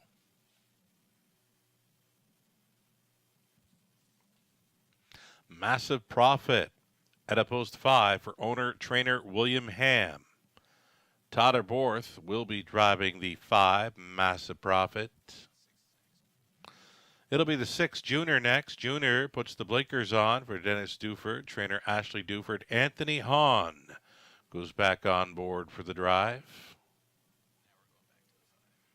I'm going to go back to the 5 here now. Massive Profit again for William Ham. It's Todd Borth. Outside chance for the 7, Telling the Story. Patricia Gibb owning Joe Shaw Trains. Preston Shaw on board for the drive. There you have it.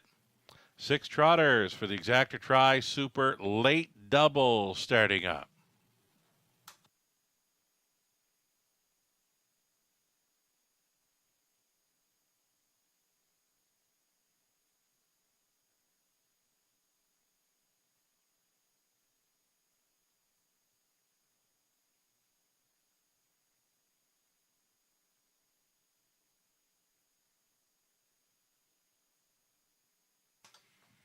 Race 9, the 7, Telling the Story, just missed in a Raceway debut. That was after missing a month.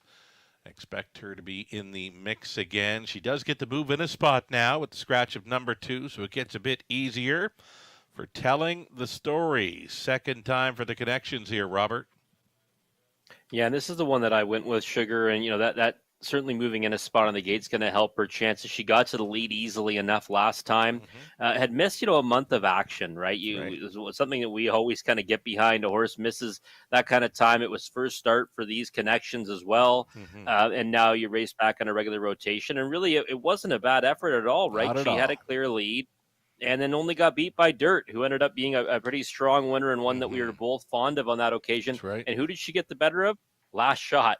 Now, granted, we saw a new and improved version of Last Shot tonight. Did we But ever? I do think that it's a great form reference, right? The fact that she split those two last time, and she looks pretty sharp in the track right now. Got her ears up. Looks like she's pretty happy with being out there right now and ready to go to work. Nice little score down here Yeah, we're coming gonna with stay Preston with. Shaw. Yeah.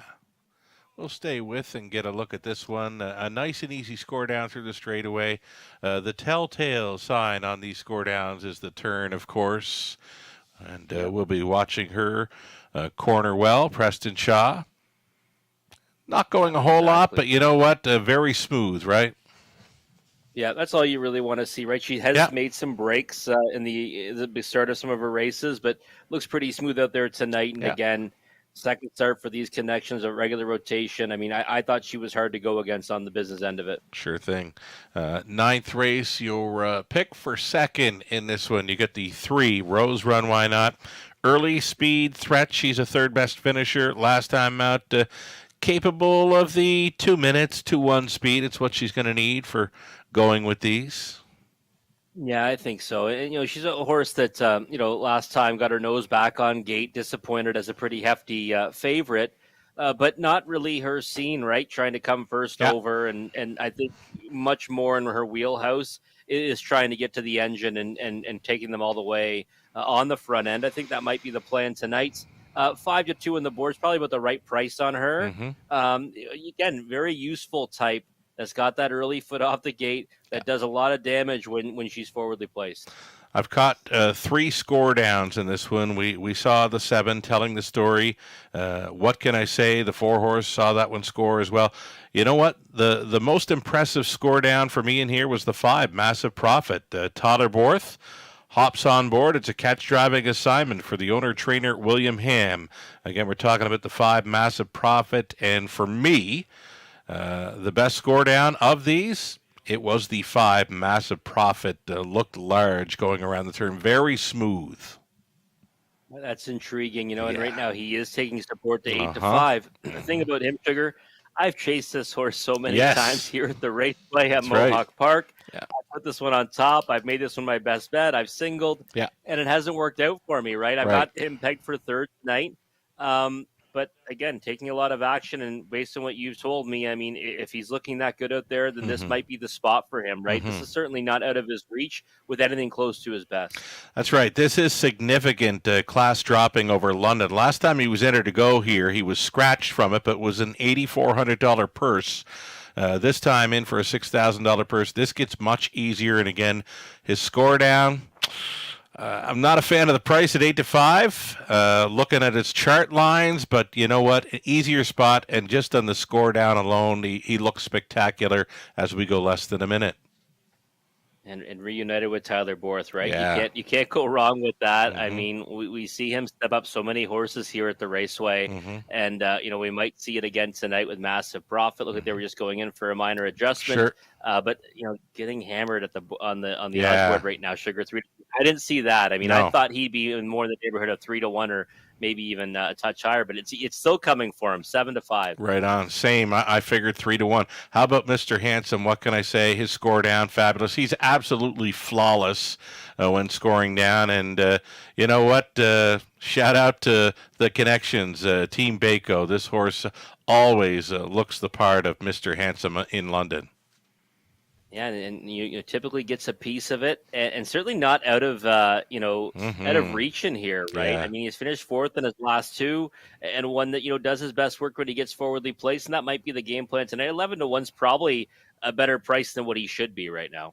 Final thoughts. Massive Profit, 6-5. You've chased him long enough, right? Yeah, I know. I can't jump on the bandwagon at that price now, Sugar. I'd have to stick with the 7, telling the story at 9-5. Here we go then. 6 trotters for the 9th race. Exactor, try, super late double, still time. You'd have to hurry, though. It's going to be All Out Henry, Rose Run, Why Not? What can I say? Massive Profit. Junior, then Telling the Story. Those are your 6. All on gate.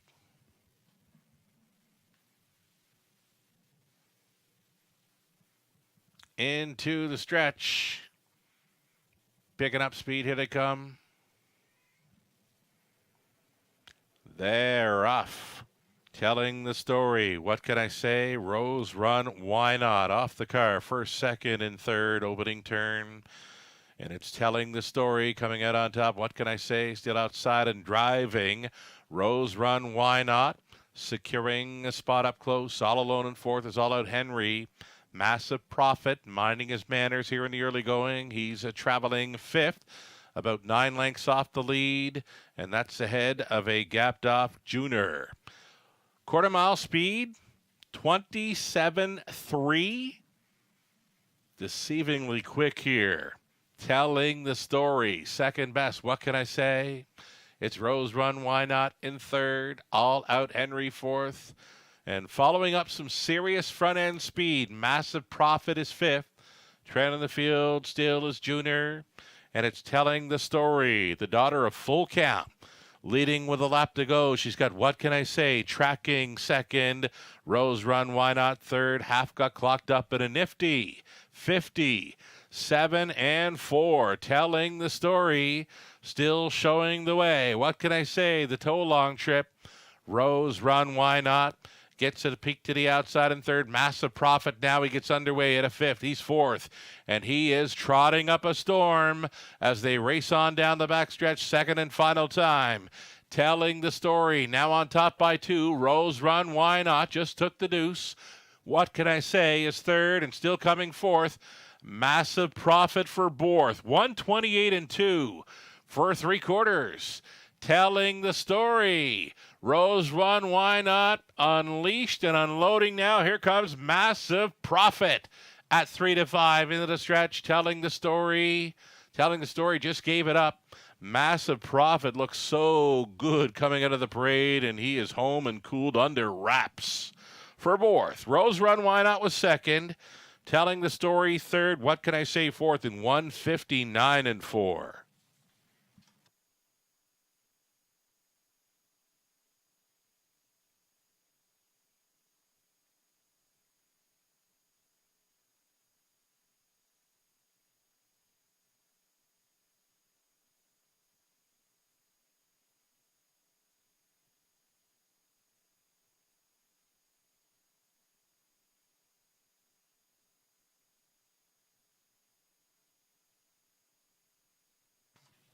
Tyler Boris driving for the double, first with Bucktober and now with Massive Profit here.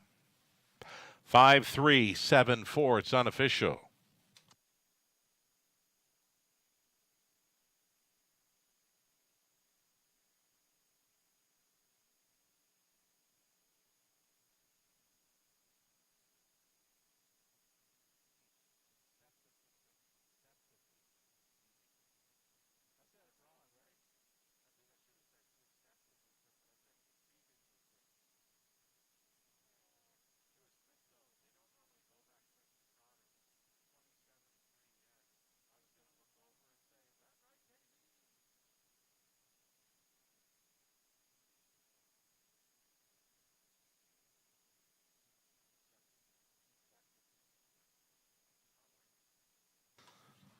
Borth back for the driving double. Here he is with Massive Profit, 4-year-old son of Muscle. Massive out of Right On Renee by Andover Hall.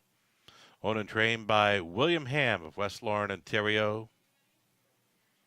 Now an 8-time winner, his first victory of 2023, and he won easy. Massive Profit on the class drop, winning in 159-4. Congratulations.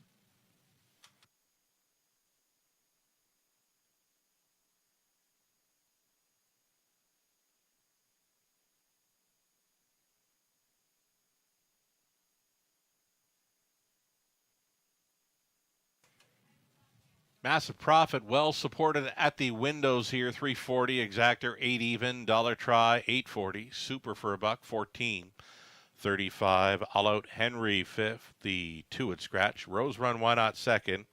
What Can I Say was fourth. Massive Profit won it. Junior 6, Telling the Story third. Fractions were quick, 27-3, 57-4. 128.2 and a mile of 159-4. Massive Profit off the schneid here. Top down a 5, scratch 2, 4-1, 6-3. 10th and the final. On the pace, one final time tonight for the high 5. Exactor and try. 7 pacers. Scratch the 7. 7 minutes to post time. Good luck.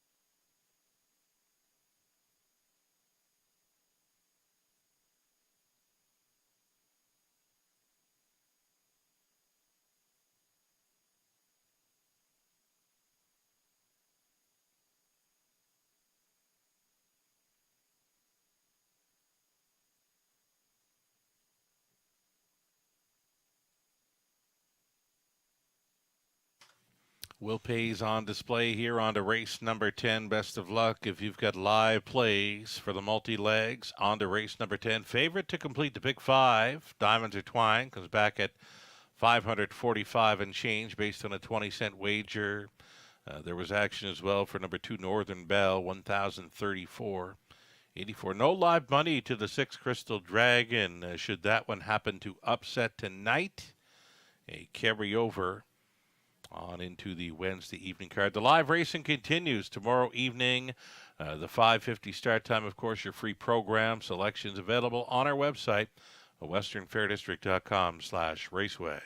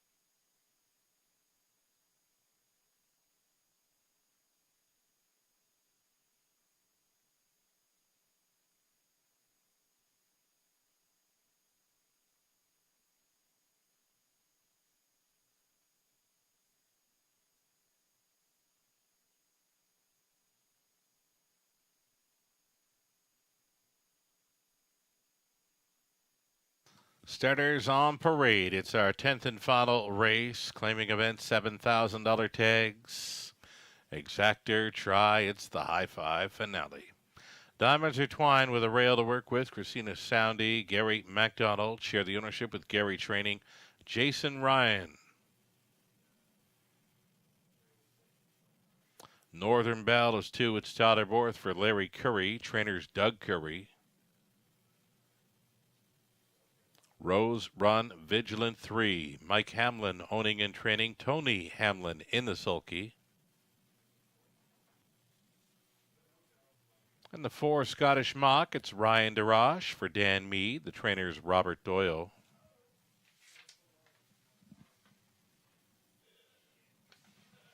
Here's a look at 5 Mini Million. Dan Clements for owner trainer Kim BX.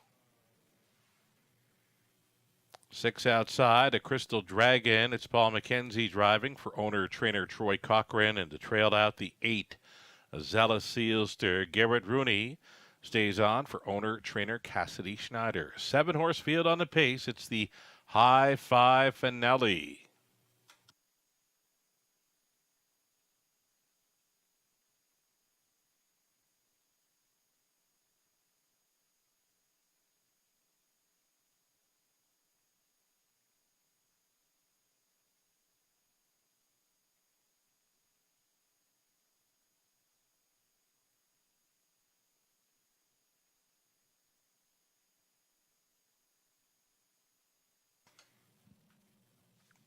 Here we are looking at the 1. Diamonds Are Twine. Top selection for Robert Reed Jr. Was a 5th best finisher here on Friday night, though it was a very quick mile. That was 57 speed, I believe, for the winner in there, but finishing about, maybe about 10 lengths back in 5th. Still sub 2-minute speed in her latest here Friday night. Diamonds Are Twine. Yeah, it was a reasonably decent effort, Sugar, against that group, right? This is now the winner's underclass again for her, and where she kind of, does her best when she gets down against softer company. Plus, she gets the rail to work from. Now, she was kind of an underwhelming effort March 28th. I remember I was on her on that occasion. She went to the front. I thought she was going to be gone on them. She ended up getting beat by a wide margin, but I thought she's raced better since then, and this looks like her people at this level here, but she's getting hammered right now. 6-1 morning line, even money right now. Right. But you know what I keep thinking is we got to see the horse that looks great on the track right now, because like you said, they're showing it tonight. They've got it on the track. That's what I'm looking for in here. And you know what?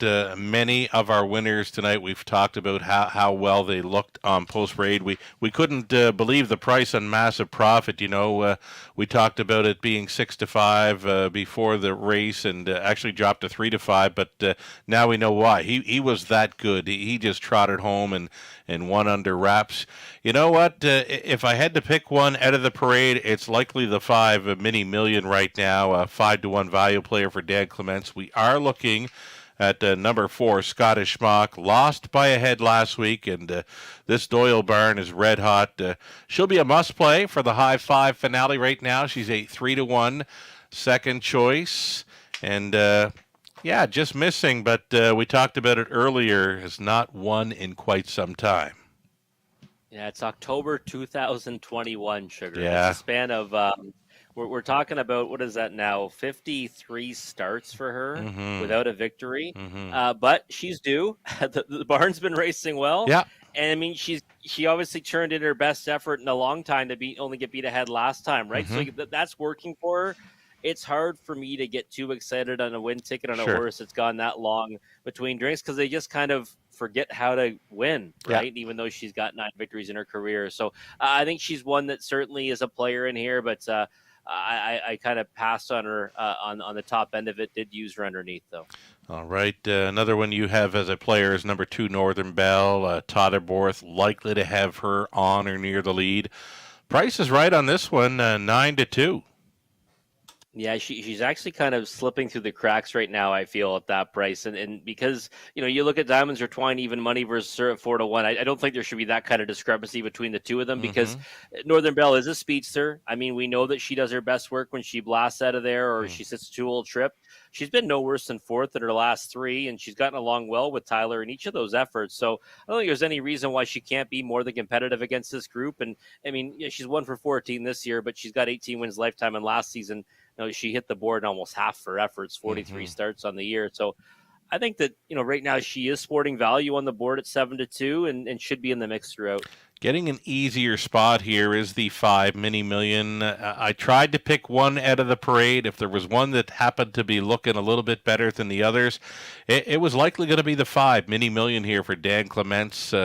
Little easy going here now, but she was looking all right, and the price is okay on her, 6-1, and an easier spot. 100%. You know what? Last time she was in at this winner's under level, she was a winner. I was on her on that occasion at 4-1. She got the perfect trip from Dan Clements. Since then, faced tougher. Not a bad effort last time. But you said she looks great on the track.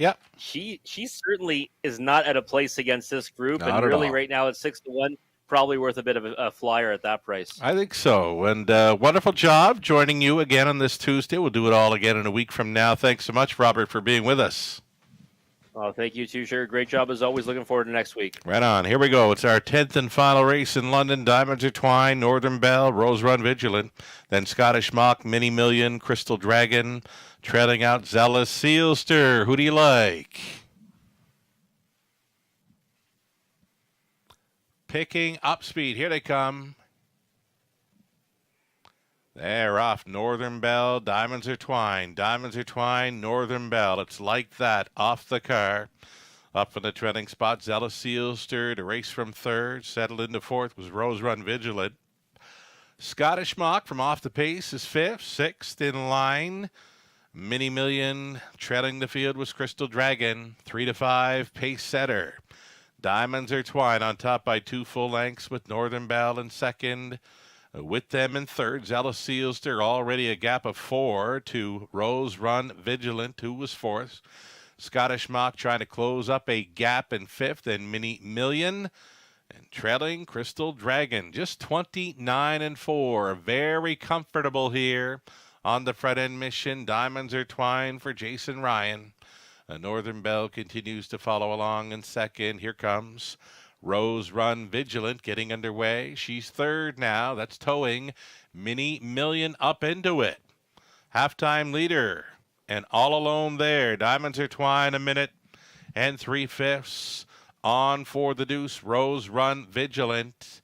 Northern Belle still up there in the top 3, fourth and in. Zealous Sealster, fifth and wide. Mini Million, nothing yet from Scottish Mock. Trailer trying to get some motivation there. Crystal Dragon down the backstretch, second and final time. And it's still Diamonds Are Twine and still coming Rose Run Vigilant. Inside a traveling third, Northern Belle. Towed up into it fourth. Mini Million at 6 to 1. Looks like a player in the late going. Zealous Sealster is fifth. Back markers, Crystal Dragon, Scottish Mock. Just over an eighth left to go, and it's still Diamonds Are Twine. Northern Belle, Rose Run Vigilant, the wide side for Mini Million. It's going to be a 4 across. Wild finish coming up. Almost there, Diamonds Are Twine. Diamonds Are Twine does hold.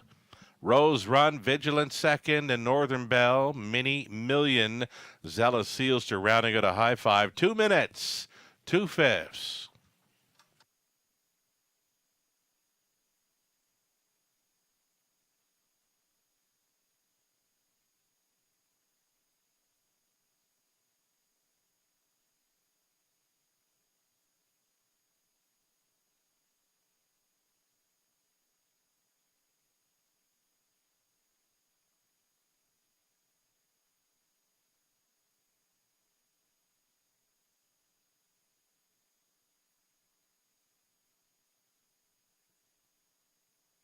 So the one, Diamonds Are Twine, does go all the way to win in 2 minutes, 2/5. 1, 3, 2, 5, and 8. Your winning high 5 combo.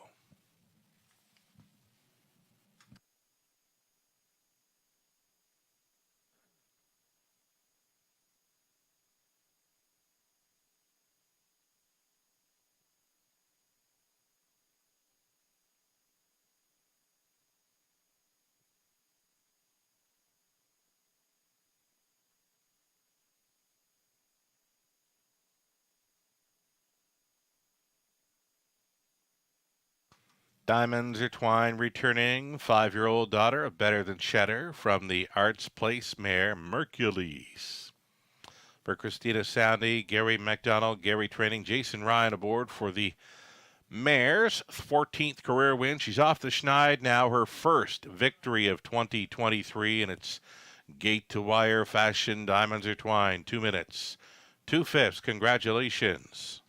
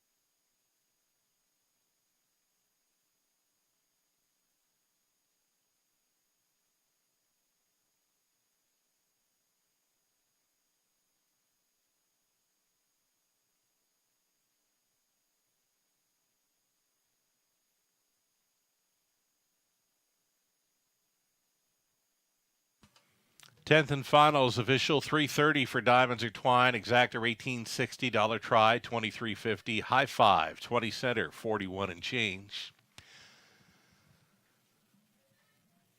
Late double was $9.20. Pick 3 20 center $34.08. Pick 4 for a buck $431.10. The pick 5 20 center came back at $545.40. Running it down, a Diamonds or Twine was a winner. Northern Belle third, Rose Run Vigilant second, Scottish Mock was 6, Mini Million 4, Crystal Dragon 7th, the 7 and scratch, Dallas Sealster 5th. 29 and 4, a minute 3/5, 129 and 4. The mile was 2 minutes 2/5, mapped out by Jason Ryan aboard.